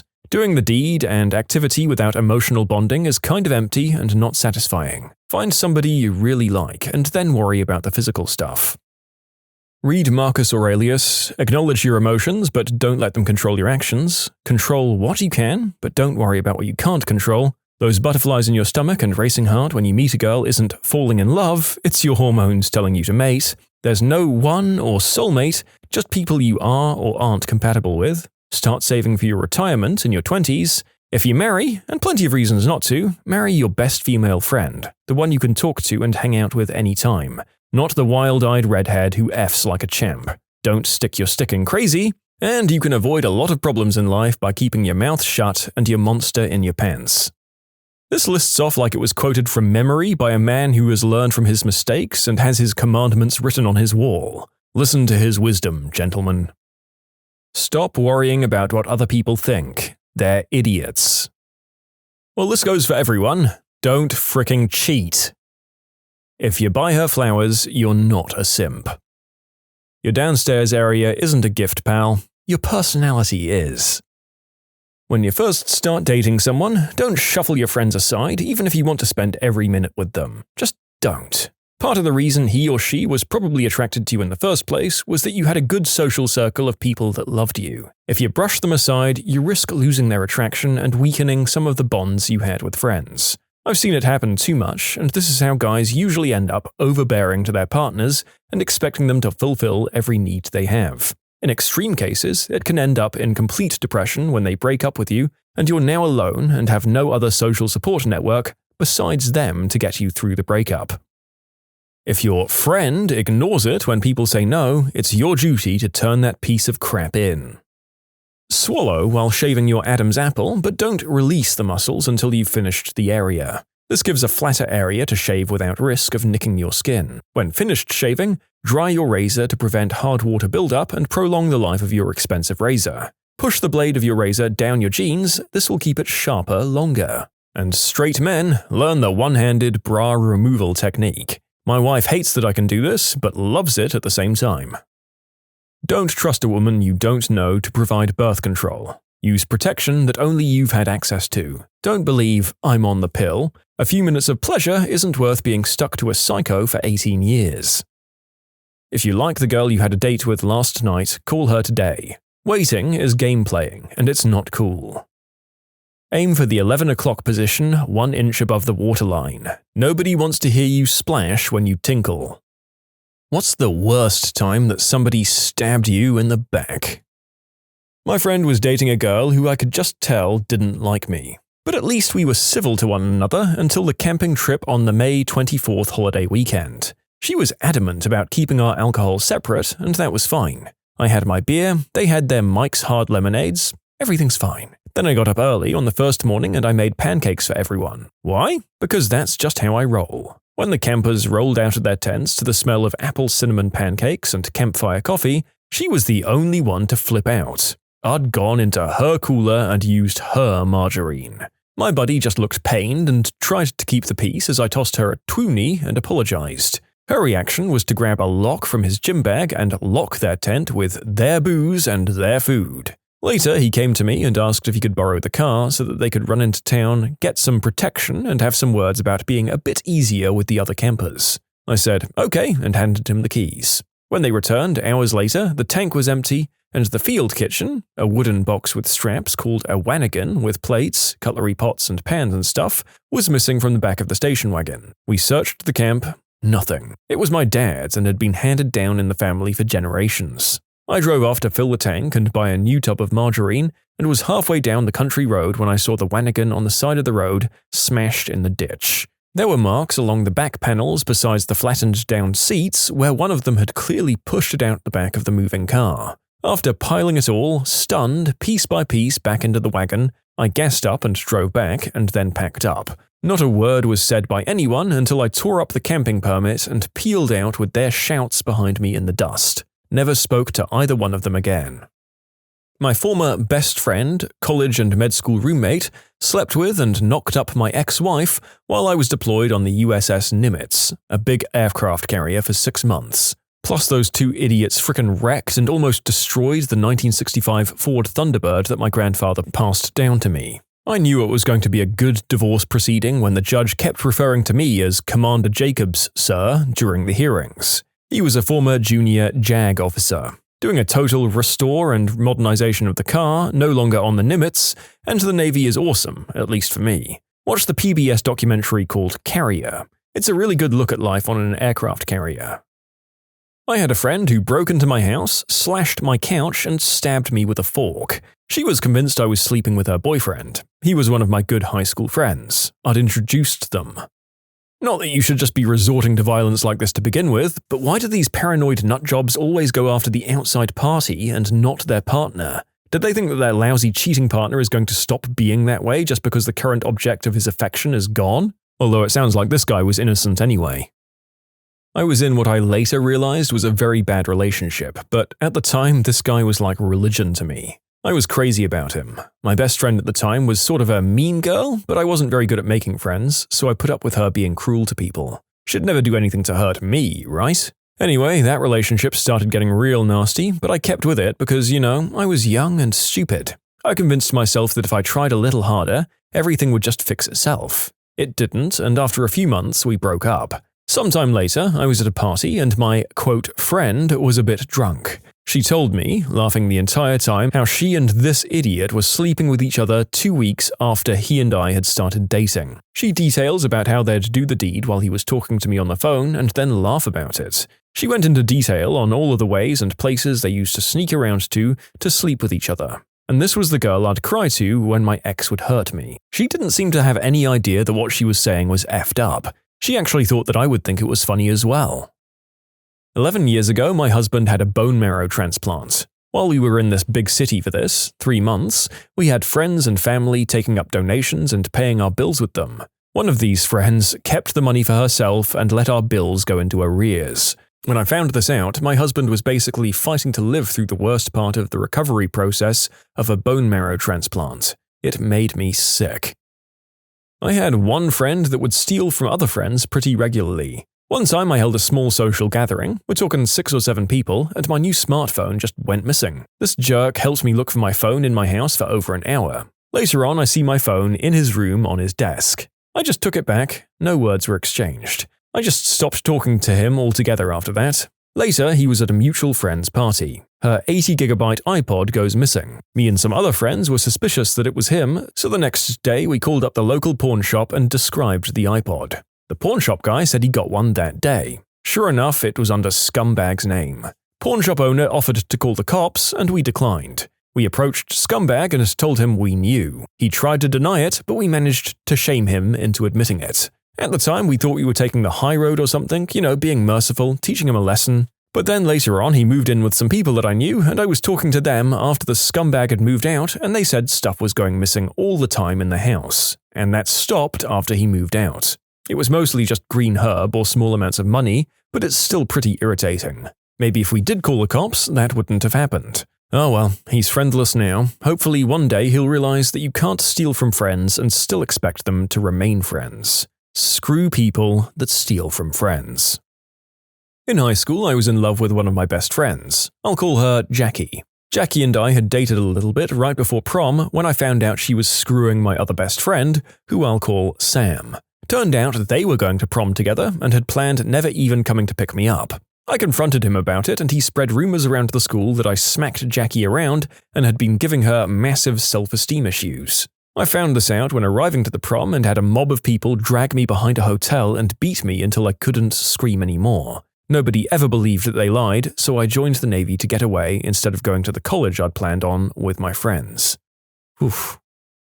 This person saw somebody giving me a hug and then went and told everyone I was cheating on my fiancée. Our wedding was going to be at the cheater's house and the backlash was devastating. We cancelled the wedding and got married at the courthouse. My relationship with both of them has changed forever. Ugh, yeah, my husband went out one night several years ago with some people from his work. One of them I was sort of friends with as well. Then this dude texted me at like 1 a.m. telling me that my husband was going home with some random bar girl and asked if I needed company since I was supposedly so upset. I declined and happily greeted my husband about 30 minutes later when his cab showed up, and we exchanged "that guy is such an idiot" stories the next morning. Never heard from that sorta friend again, happily. As roommates in college, we purchased furniture and electronics for the house. The agreement being that when we graduated and moved out, that one would buy the other one out. The day comes when my roommate begins packing up for his new job in another city. I say my goodbyes and head to work for the day. I return 8 hours later to an empty house. The D-bag took everything he could. Oh, and I'll answer some of the questions I'm getting. I talked to him the day previous about what was going on with who. I wrote him a check the night before. The check was waiting for me on the fridge when I got home. As for legal recourse, I had no receipts or any way to prove I'd bought any portion of our shared items, so I was kind of stuck in that regard. It was very much a teachable moment to me. Looking back, I probably should have seen something like this coming. I'd cashed in my birthday and Christmas presents chit with my folks to get him a plane ticket to New York City for New Year's. When he gave me a video game and I didn't get him anything, he tried to hold that over my head for a while. Finally, about 2 years after all this happened, he had contacted my folks and asked for money. What for, I have no idea. My best friend and best man at my wedding offered me a job as a restaurant manager for $3,000 salary per month. As soon as my family moved there and signed the lease on our new place, he gave the job to somebody else and put me in the dish room. He expected me to work overtime every week, and when I told him I deserved to be paid for overtime, he called it Chinese overtime. I got even by waiting for the orders to pile up when he wasn't there, and then I walked out. I found out later that he did all of that because his wife wanted me to join the two of them in the bedroom and I'd refused. My son was born with a serious congenital heart defect and underwent open heart surgery when he was only 2 weeks old. My best friend at the time said he was coming to the hospital to visit us. I'd known this guy for years, been in his wedding, and been in third world countries on humanitarian missions with him. We were close. The guy said he was coming down that afternoon, but he never showed. I called to see if he was still coming and got his voicemail. I never heard from him again. Found out that my friend thought that my son deserved the heart defect because he was conceived out of wedlock. Jesus frickin' Christ. Well, that gentleman certainly deserves a heart defect for behaving like that. Anyone got a spare one sitting around that we can send him? It's not just the utterly crappy beliefs and blaming an innocent child, it's also just being so two-faced and manipulative about it, and inflicting the most confusion and upset possible at what was already no doubt one of the hardest times of the parents' lives. While freelancing on a sweet gig that came out of the blue, I found out that I'd be working with Sean, a guy who was in my group at a former ad agency. Awesome, a friendly face. Sean was a geek. Nobody likes him, and as his associate creative director and supervisor, I looked out for him. He seemed to try hard, and I didn't understand why everyone excluded him. During 2 rounds of layoffs, I went to bat for the guy and saved his job, promising to work with him. He was always busy, and soon after I moved on to a new job. So I looked forward to working with him some more and proving those mean jerks from our old agency wrong. While working this freelance job, I sensed something was wrong soon after it began. Sean had no ideas. None. He literally brought a blank pad in day after day. Excuses were that he was tired, the assignment confused him, stuff like that. This made me nervous, but I was stuck with him. So, since we were on a team, I shared my ideas, our only ideas, with him. We had to present an hour after lunch. During lunch, I had to go to a doctor's appointment with my wife, who was seriously ill. On my way back to the office, the cab I was in had an accident. A jerk in a Lexus slammed into us. Nobody was hurt, but it totaled both cars. Further, I didn't feel comfortable leaving the cabbie, as he was foreign and spoke little English. The guy who hit us was ranting, so I stayed to give a statement to the police, and called Sean to explain and asked if he minded handling the meeting, and asked him to relay my situation. Then, the prick presented my work, claimed it was all his, and they sent me home because Sean nailed it. The salt in the wound? It took 9 months to get paid for the time I did put in. All along I tried to explain, but nobody believed me. He copied my notes in his own writing and submitted them as proof. As far as they were concerned, I was riding this guy's coattails. I could have kicked him in the pants for a week without getting bored. 2 months later, he was found out when he tried it again. Dozens of former co-workers called to rub my nose in it. You still think we were just picking on Sean? I learned that sometimes people are shunned because they deserve it.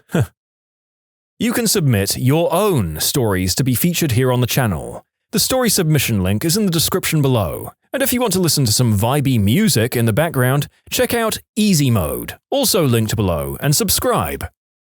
He stole my fiancée from me and just married her using the ring that yours truly bought her. Profile picture now features her holding her hand up with that ring, and everybody is pretending that he bought it. My wife left me when my cancer came back. The opposite happened to my cousin. He had cancer and his wife was seeing someone else, just waiting for him to die. When he went into remission, she yelled at him for basically keeping the life insurance money from her, and she divorced him. My buddy introduced me to a lady friend of his at a party. I took an interest in her and asked my buddy if he was cool with me asking her out, and he told me to go for it. She and I had what I thought was a great date. My buddy called me the next day to tell me that the lady wasn't interested and couldn't see a way to let me down gently, so she had asked him to tell me to break all contact. About 2 months later, I was drunk dialing various folks and decided to call the lady up and ask her why she had blown me off. She said that my buddy had told her that I wasn't interested and that I wouldn't be calling her anymore. I'd find out later that my buddy had done all of what he did because he worked with her and had a huge crush on the girl, but knew that he wouldn't ever be able to get together with her and felt that when I asked him for his okay, I'd put him on the spot and he couldn't find the courage to ask me to back off. Once everything was out in the open, we made plans to go out again, but didn't inform my friend that we had uncovered the deception. That was tough to do though because I was thoroughly teed off. I avoided the guy for the next month, ignoring phone calls and things. He found out about it when I came to pick her up at work one night. Nobody said a word, he just looked at us like we had crushed his soul. It had actually been her idea to do this, and I was gleefully happy with the idea of doing it until after I'd actually done it. And then a really weird thing happened. My relationship with this lady became all about getting revenge on my friend. Whenever there was a silent moment between us, she'd break it by reminding me of what a jerk he'd been. A few weeks into it, she'd break the silence by telling me embarrassing stories about him. It seemed like the only thing we really had in common was that we were angry at my friend. I broke it off after about 2 months. It would be several more months until I patched things up with my friend. I ran into him at one of the local bars, and after a talk about bros before the other thing, it was all patched up. This isn't my worst story, but it's definitely the weirdest. I lived with this crazy girl a few years back. She was a fun roommate, but her crazy got pretty old fast. She decided to move out, which was great because I was done with her drama and really wanted the place to myself. My first night in the place by myself was fantastic. It was quiet and clean, and I couldn't wait to fall asleep. I crawled into bed and pulled my comforter over me. But my comforter felt weird. It felt almost flat. Well, that didn't make sense because I had a very expensive fluffy down comforter. I checked under my duvet cover, and that witch had switched out my comforter with her dirty, nasty Walmart one. Who the frick steals somebody's comforter?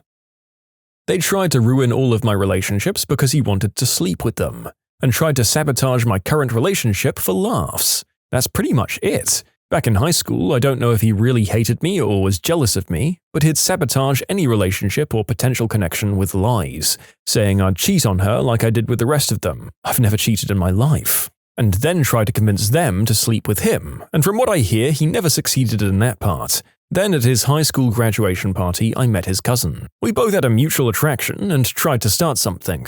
Again, he told her the same lies, which squashed any hope of a relationship. We remained friends, but she believed her cousin over some guy she'd just met, which I guess makes sense. After that, I stopped being friends with him because that's when I learned all the rumors came from him. 4 years later, she finally got over the lies and fears, and now we're dating. As for him, I saw him a year ago when he showed up to start a fight. Apparently, I slept with his wife 2 years before they met, and that made him angry. I didn't know he was married until he came up to me. I had a friend who actually stabbed me in the back, literally. He was screwing around with a throwing star and launched it in my general direction, trying to scare me. It went in about an inch at the deepest spot. I was mad. Haha, well, no word from this person on whether the friendship was over at that point, but I imagine that with the right level of wound dressing, apologies, and many rounds of beer on him, it would eventually turn into one of those stories you could both laugh about. I had a friend for 20 years. He called me at night to ask to borrow $3,600. It was for his last year of a degree, and it would get him a raise when he graduated. At the time, I was making quite a bit of money and had lots in the bank. He said he'd pay me back in a year. 3 years later, after the crash, he had still not paid me back and was constantly giving me lame excuses like he needs 3 vacations a year and I'm saving to buy a house. My situation had changed and he was still not only refusing to pay me back, but still asking for favors and loans. I finally said I was broke, to which he replied, "You're stupid. I'm never going to pay you back or help you out." I dropped him as a friend and I've had very little contact with him since. He did hire my wife at a company he manages. I guess I should have seen this coming. I'd just gotten married and had 2 kids. Another time he said, "Your kids aren't starving." He always just thought of himself, couldn't care about anybody else. I guess I thought he was funny. I listened to his stories about going out with working girls, and finally enough was enough. Last time I talked to him as a friend, he was asking me to get him some Mary J. I said it was out of my way. I was too busy. He said, "Too much to ask for, huh?" And I said, "Well, what would you do for me?" When you grow up with a guy, it just seems it's too hard to recognize that he isn't really a friend. Kept this inside for a while. Don't have any friends from high school anymore because they were all like this. I should have hung out with a better class, really. I had a friend that was desperate for a place to stay, so I let him. He ended up coming into my room in the middle of the night and aggressively making a move on me in my own bed. Threw the trust, the friendship, and my peace of mind right out the window. My best friend through high school went with me to pick out a winter coat. I'd saved all of summer so that I could get a cool one since my aunt and uncle couldn't afford much. Found one that I loved, but she talked me out of it saying it was really weird and people would make fun of me. The next day, that witch wore the jacket that I'd loved to school. My best friend of 12 years, we were living together, and I trusted him with my life. I mean, we grew up together, we even went to college together. Turns out he was doing the deed with my girlfriend of 3 years for 6 months before it dawned on me. I mean, I knew she was unhappy with the relationship. I'd confided him in those 6 months, and he'd play it dumb and try to console me. How do you do that so well to your friend? Thinking back on it, it should have been obvious to me. All the signs were there, but you just don't suspect your best friend. In the end, she stole £1,000 from me, and he stole my PlayStation 2, all of my games, and moved in with her. The day I came banging on her door, she answered the door with him, with moving boxes everywhere, and he had this "screw you" stare on him, and I was just in shock. I didn't know they'd stolen from me at the time, so I just stood there in total shock, turned around, and walked away. I didn't even look at her. I knew things were going south with her for a long time, but he royally effed me and I couldn't believe it. 6 months later, I got together with another girl, spent an incredible year with her, and forgot about everything that happened. Love of my life. But it went south with her too, and unfortunately she died of a seizure, and only now, 5 years since, have I gotten over it. Not so much luck with women, I guess. I imagine most stories will be similar to mine, but man, just can't believe your best bro could do that. It crippled me for the longest time. One of my best friends did the deed with my prom date my junior year, and then did the deed with my actual girlfriend prom night the next year. I should thank him. In the long run, he took 2 really loose and unfaithful bullets for me. Jerk move though, because I kind of wanted to hook up with them.